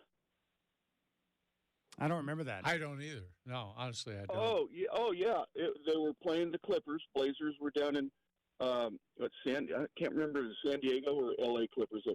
But Kersey and Ken Norman, they used to have some battles, just like Xavier McDaniel and Jerome Kersey used to have battles. So me and my brother and my dad were watching the Blazer game. They got nose to nose. Kersey roundhoused him, knocked him right on his keister with one punch. Jerome Kersey didn't back down from people either. But bottom line on Draymond Green, who do we have on our roster that's an enforcer? I thought with Nurkic's size, I thought he'd be a little bit more bold. Really, he's kind of soft, guys. For being 7 feet, however much he weighs, he's kind of a kitty cat. Nurkic is not an intimidating figure, but I'd like to see the Blazers eventually get a Maurice Lucas, a Kenny Carr, a Buck Williams, somebody like that. Right now, I don't think we got one of those guys on this roster. Do you, Godfather? Well, no, I don't. But no one does. No, that's the thing, Bob. In today's NBA, it's just not allowed. And you're going to see more and more fines, suspensions. They just don't want that kind of contact in the league, and there's a reason for it. It's just concussions are a thing now. People don't want to see violence when they go to a basketball game. If you want to see fights, you're going to have to go to a hockey game. Because you don't even see fights in a lot of boxing matches anymore. All they do is dance around. But it's just not going to happen in the NBA. And you're not going to waste a roster spot on a guy who is an enforcer. There are no enforcers in the league anymore. No. They've been gone for a long time. Mm-hmm. I don't think Draymond would take those type of actions against Zach Collins. Well, and that's why he gets away with stuff now, is there's really nobody to stand up to him. Nobody on the Suns you got Nurkic laying flat out on the floor. Did you see anybody on the Suns go over and get in Draymond's face after that? No, nobody did. If I was a 6'3" guard on that team, I would have had to go over and at least make a show like I was going to stick up for him. I wouldn't let him lie there after getting punished like that and have nobody on your team go at him. That's wrong. That's really wrong. That was probably the most appalling thing that I saw in the video. Yeah. The punch was bad, but the fact that Nurk's lying on the floor after getting hit by Draymond and no one comes to his defense, you got to at least go over there and get up in his face and be like, what are you doing? There's got to be something to show some type of support for your teammate who just got cheap-shotted. Yeah, I'll tell you what, in those 1990, 91, 92 Trailblazer teams, he would have been surrounded. There wouldn't have been one guy. Yeah, Buck would have been over there. There would have been 2 or 3 guys right alongside him. I guarantee you Terry Porter wouldn't back down to anybody. He would have been right there. Yeah, that was cheap. And it's not just Nurk. I think most Europeans are looked at as being pussycats. Yeah, and they all haven't been, but that's the way they're perceived. Yeah, there's no more enforcers in the league anymore. I just want to see someone I'd like to see someone go after Draymond. Be like, enough is enough. I'm going to kick your butt now. Do you think he'd pull that on Steven Adams? He did already. He kicked him in the nuts. Oh, yeah, but yeah. Yeah, he did. He cheap-shotted him. Yeah. Yeah, he already did. Hammered him, too. It was a bad kick. He went down tumbling like a pile of bricks. Well, when you do that, a guy can't get up and fight you, that's for sure. No, he cheap-shotted him. I don't like if he tried it on Zach Collins would fight him. Yeah, he would. Yeah. But there are very few tough guys in the league. But again, the downside to not having enforcers is that you have guys acting a fool on the basketball floor. The reason why Steph Curry is able to run up and down the floor shimmying and acting a fool is because there's no one to send a message to him that that's not acceptable. Yeah. That stuff wouldn't have gone down in the old days because someone would have dropped him instantly. Forearm shiver, you're down. Don't do that again because we're not going to stand for that. Don't sit there. You want to make a shot, that's fine, but don't, try to make us look bad in the process.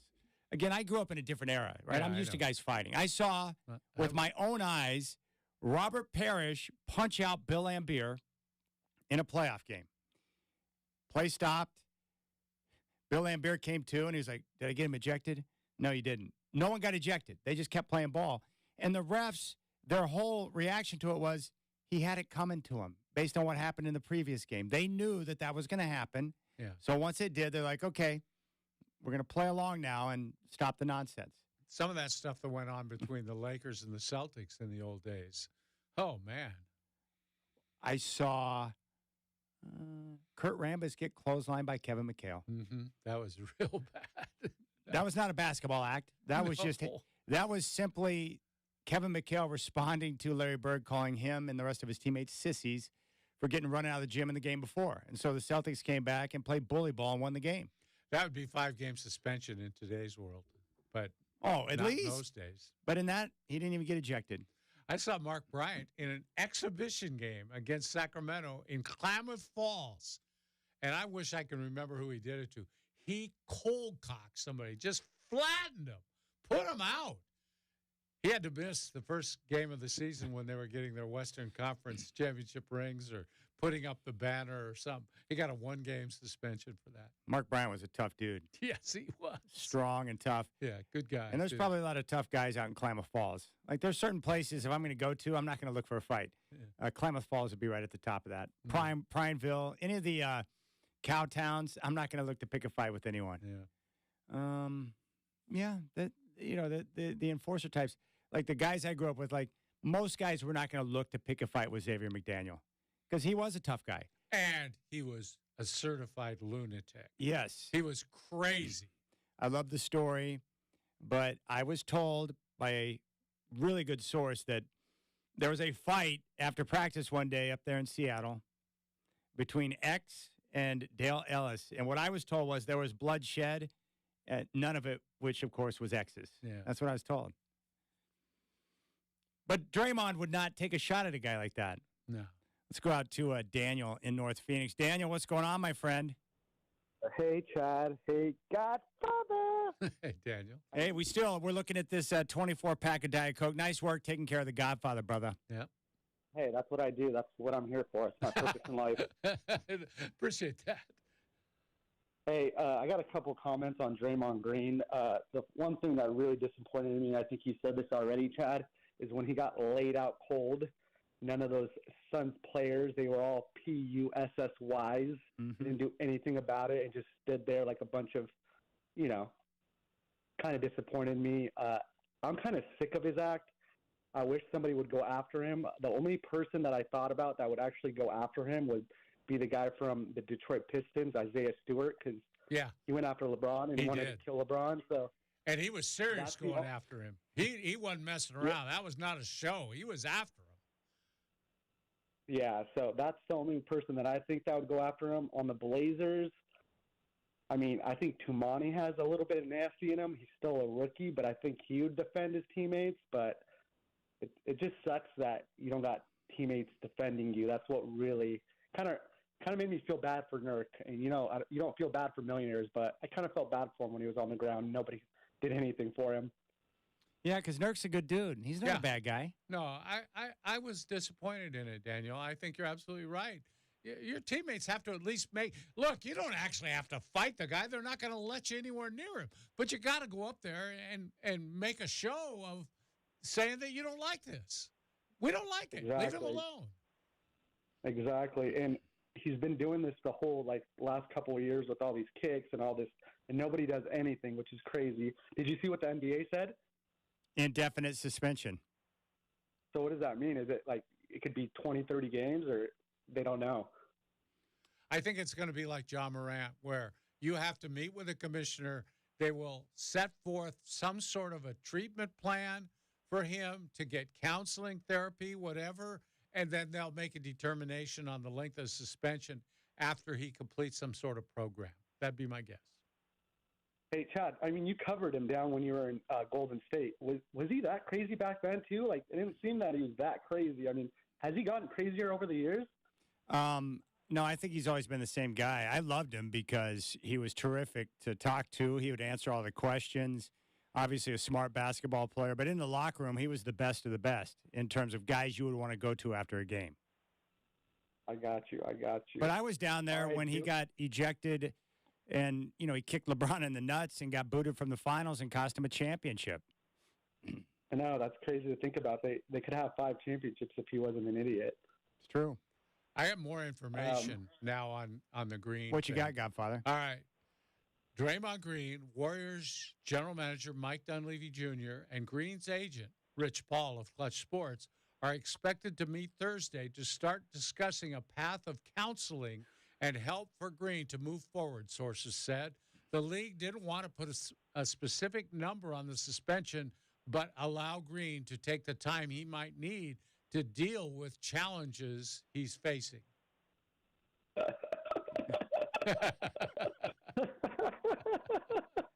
You like that? Yep. Oh, Chad, don't let me go. I got something for you. Oh, yeah. What do you got? Uh-oh. What is the difference between a blonde and a Lamborghini? Oh, gosh. Careful now. What is the difference between a blonde and a Lamborghini? I'm not sure. What is that, Daniel? You don't let your friends borrow your Lamborghini.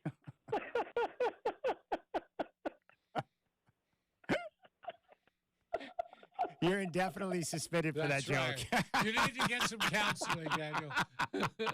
You're facing challenges. There you go. All right. I don't really know what to say after that joke. I love this sort of. It's all BS. It's BS. They're gonna. When you say this, you're trying to create sympathy for him. Yeah. Deal with the challenges he's facing. Yeah. The challenge is he's an a-hole. That's his challenge. Don't be an a-hole. People playing against him are the ones facing challenges. Yeah. Nurk faced a challenge last night. Yeah. How not to get his face caved in. You watch. It's going to turn out to be like a 5-game suspension, 10 games. Probably. It's something. They come out with indefinite to make it sound bad. He's going to promise he'll never do it again. I would love to see Draymond in a movie with Adam Sandler and Jack, though, Anger Management. That would be funny. Yeah. Thank you, Daniel. Appreciate that. Do you share your Lamborghinis with your friends, Michael? Okay, just making sure. All right, we'll come back. We got to talk a little Cam Newton. We will not be talking about blondes and Lamborghinis, but Cam Newton and his take on quarterbacks, some of the game managers in the league today. Rip City Radio and Holt Homes want to pay your mortgage or rent in 2024. Went up to $18,000 to help offset those monthly payments in the Home for Holidays sweepstakes. Enter today at ripcityradio.com. Powered by Holt Homes, built for the Pacific Northwest.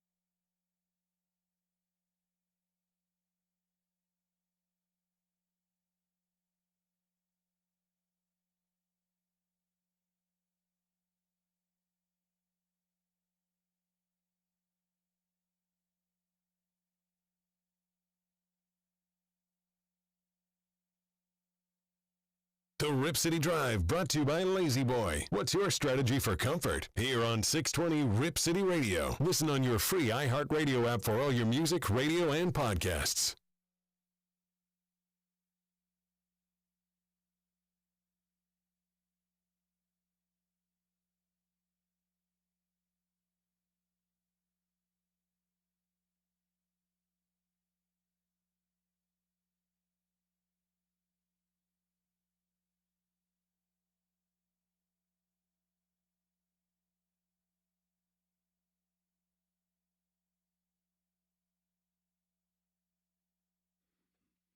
I'll tell you what, Godfather, the next time I do something really dumb, should be any time now. it's coming, probably tomorrow here at work. Yeah. I'm just going to claim mental health. I think that's the ultimate shield because we get it from athletes all the time now. And I'm not trying to make light of true mental health issues, but it's almost like if you do something crazy, you can just say, yeah, I'm dealing with mental health issues right now. Yeah. That or you're just an a-hole, one or the other, Draymond. But it's a very easy shield. And so it'll be interesting to see how this unfolds with the NBA. But I can't wait to see some of the fluff stories that are going to be pushed out by some of the guys that cover the league and the direction they're getting from the agent and from the NBA and how they want to handle this. Weird. Yeah. For sure. I don't know anymore. World changing real fast, Chad, and a lot of things are gone and a lot of new things to replace them, and sports has changed right along with it. Like, I agree that Draymond probably does need some therapy, but it's not like he doesn't know that you can't be doing that. He knows. Well, and you can't force therapy on someone. Yeah.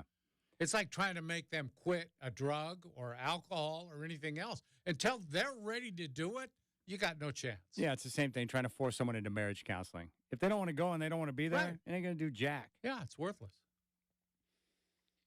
All right. Indefinite suspension. I wish I could be a fly on the wall. Seriously, I would love to listen in and see what that conversation is like between Draymond and the commissioner. Like, do you think behind closed doors with no cameras that the commissioner will be firm? Like, hey, what the F are you doing, man? No. He won't? He's going to be the most understanding man in the world. I hope you get help with your many challenges. He's probably going to be soft. Give him like a bro hug and be like, Draymond, what's going on? What can I do for you? Yeah, and I understand. I mean, this is not something that Draymond has control of. Obviously, he's lost control of his emotions. So he does need help. And I said it at the start of the show. He needs counseling. He needs therapy. But at the same time, I think it's being a little Pollyanna-ish to think that you can force him into therapy and he's going to take and work for him. And, okay, everything's fine now. Maybe the Warriors need their Jack Haley, someone that they can bring on board to sit on the bench to try and keep Draymond under control. Just like Dennis Rodman. I think Draymond might be a little more crazy than Dennis in terms of antics. Yeah, I think you're right. Yeah, I do. I think there was always more method to the madness with Rodman. Yeah. He usually had a reason for doing what he did. Yeah. He would dress up like a woman or wear the crazy hair or whatever, but usually he would keep it somewhat straight on the floor. Yeah. He would get out of control occasionally, but nothing too severe. Yeah, and he was an enforcer. He stuck up for his guys. He knew that was part of his job. He wasn't afraid to do that. He wasn't afraid of anybody.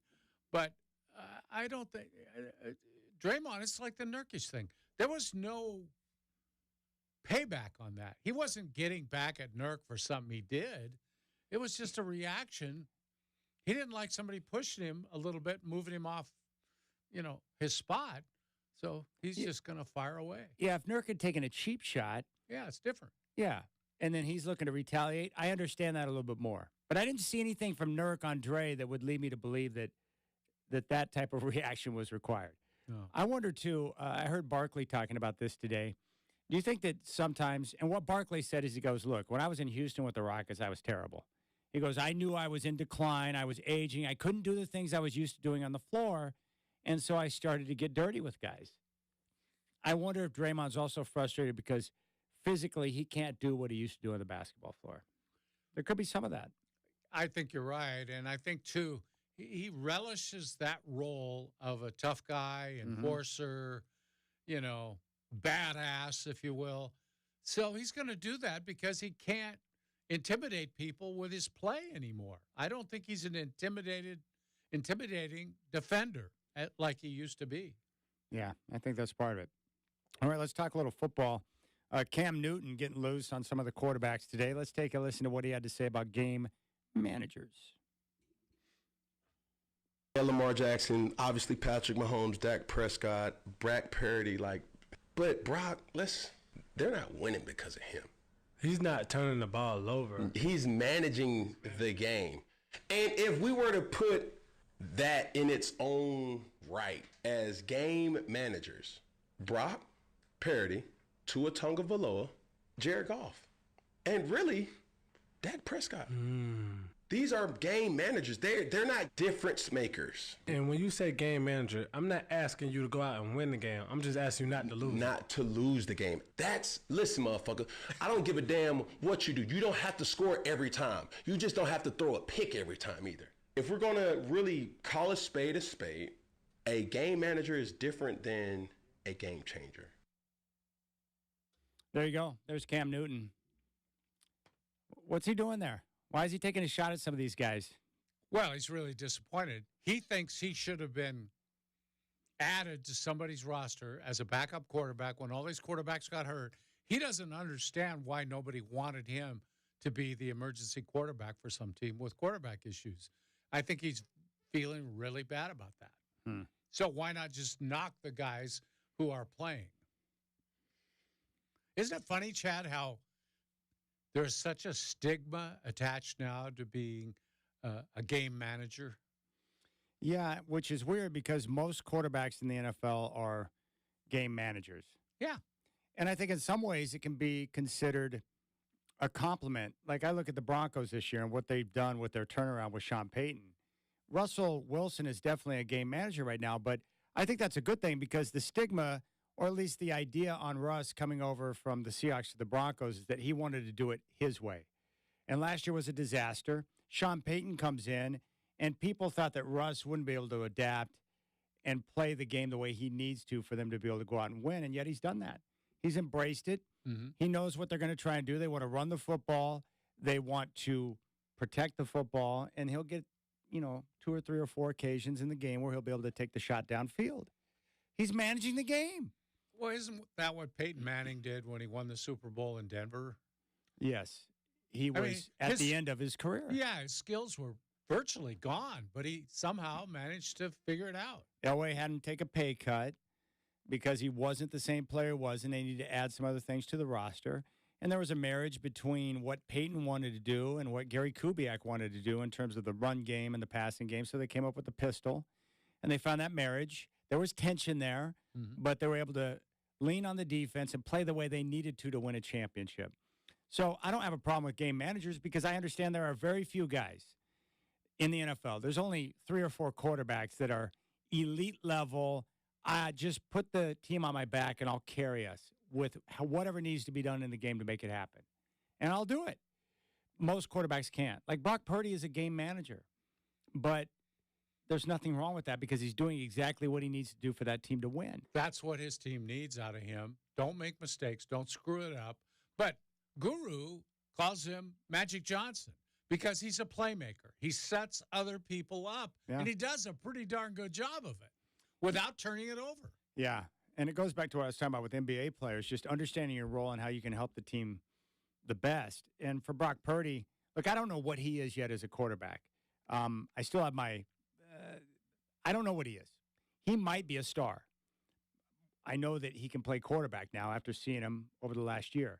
But I think what he's done well is, one, understanding that, hey, I don't have to do it all myself. I got plenty of great playmakers between McCaffrey and Debo and Ayuk and the tight end and everyone else. Just run the play the way it's supposed to be run, put the football where it needs to go, understand what's going on at the line of scrimmage, and we're going to be in a position to win. And the defense we can lean on so I can throw it out of bounds and live to fight another drive, right? That's being smart. And there are a lot of guys in the league who can't manage a game. You ask them to do it a certain way, and they just can't. Right. They're going to make the wrong decision. They're going to try to ad-lib too much, and they're not going to run the offense the way you want it to, and they'll make mistakes and cost the team. And there's some of them who, even though they have that elite talent, there will be games which are going to be really tight, which are maybe your team's a little overmatched, even though you as the quarterback aren't. You have to be a bit of a game manager in that game to protect your ability to win the game. Maybe you got 3 guys hurt on defense. Well, you're going to have to control the ball longer. You're going to have to take more care with your offense. All these situations arise where even the great ones can turn into a game manager, and they have that skill too. And I think that's a quarterback skill that you better have, really. Yeah. You want to play at that level. Yeah, Elway even learned that as time went on, too, that once they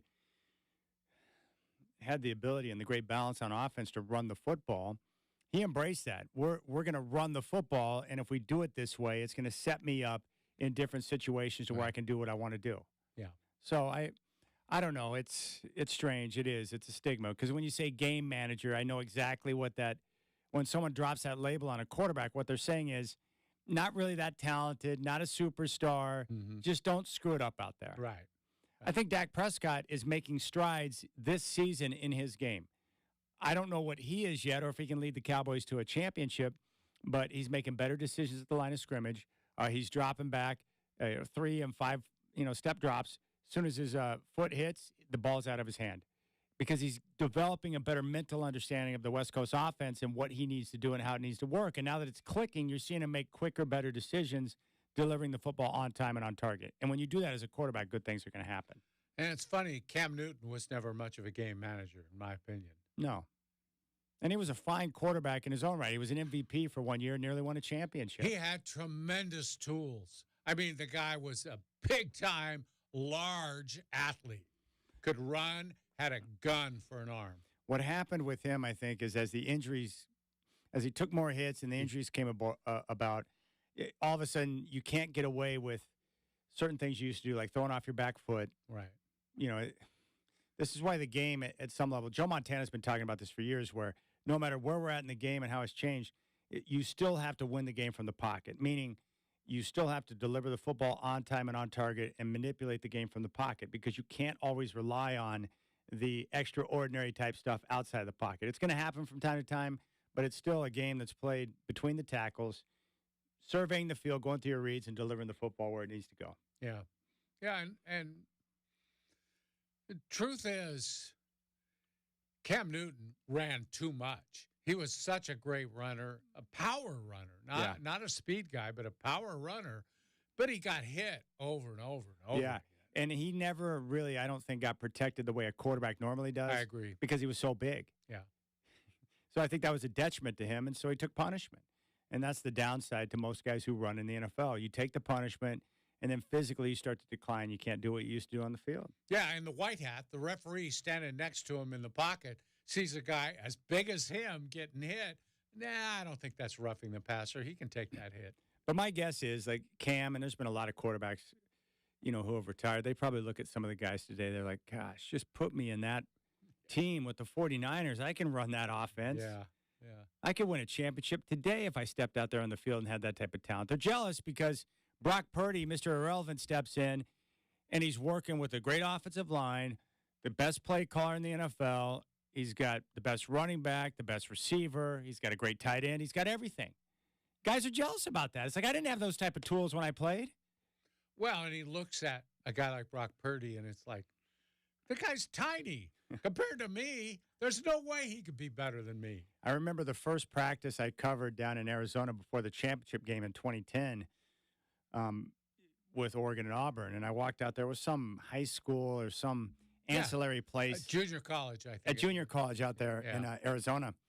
And we go out there, and there's not too many press members around. And all of a sudden, Cam Newton walks over, and I'm just looking up at him, and I'm like, this guy's a massive human being. He was one of the biggest guys on the field.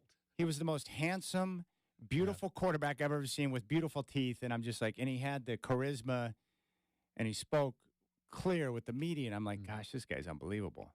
I was blown away. And then I saw Nick Fairley. I was like, that guy's a pro. I'm just like, wow, for big sure. dudes, man. Yeah, it was impressive. So, yeah, no one likes to be called a game manager, but most quarterbacks are. They are. And it's not, there's no disgrace in it. You don't have to apologize for it. If Brock Purdy wins the Super Bowl this year as Mr. Irrelevant, he's not going to give a flying rip what you call him. Yeah, that's for sure. Yeah, I got your game manager right here. Yeah. I got a championship. Uh-huh. All right, we'll come back and hand out some high fives. You got the Rip City Drive with Dwight and Chad.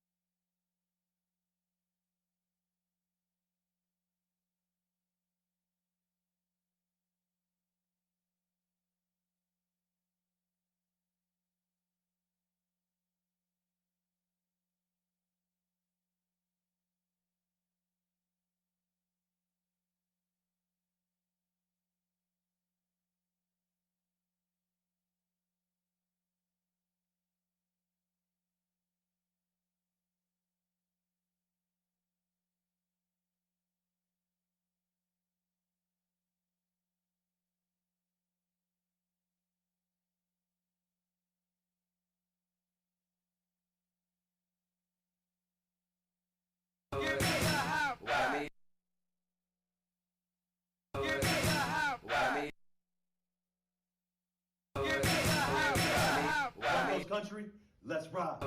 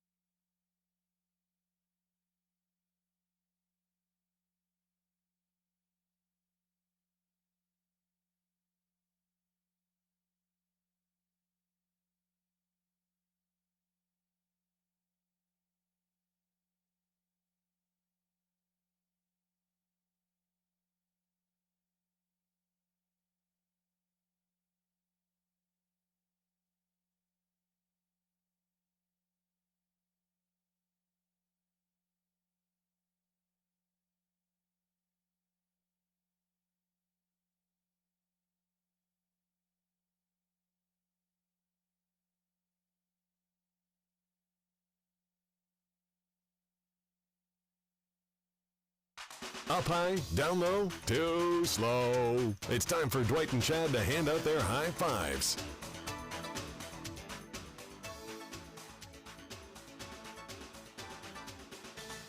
All right, Godfather. Who's going to get your high five? Draymond Green? No, I don't think so. In fact, I'm going to give it to Yusuf Nurkic for taking a punch. And I figure, Nurk has to have a friend in the world. He had no friends down there on the court when he got decked. Yeah. So I'm your friend, Nurk. Sorry about this. If I'd have been there, I'd have stuck up for you. Let's take a listen to Nurk after the game when he got whacked by Draymond. I was behind the play. I don't think what's going on with him. I don't know. Personally, I feel like that brother needed help.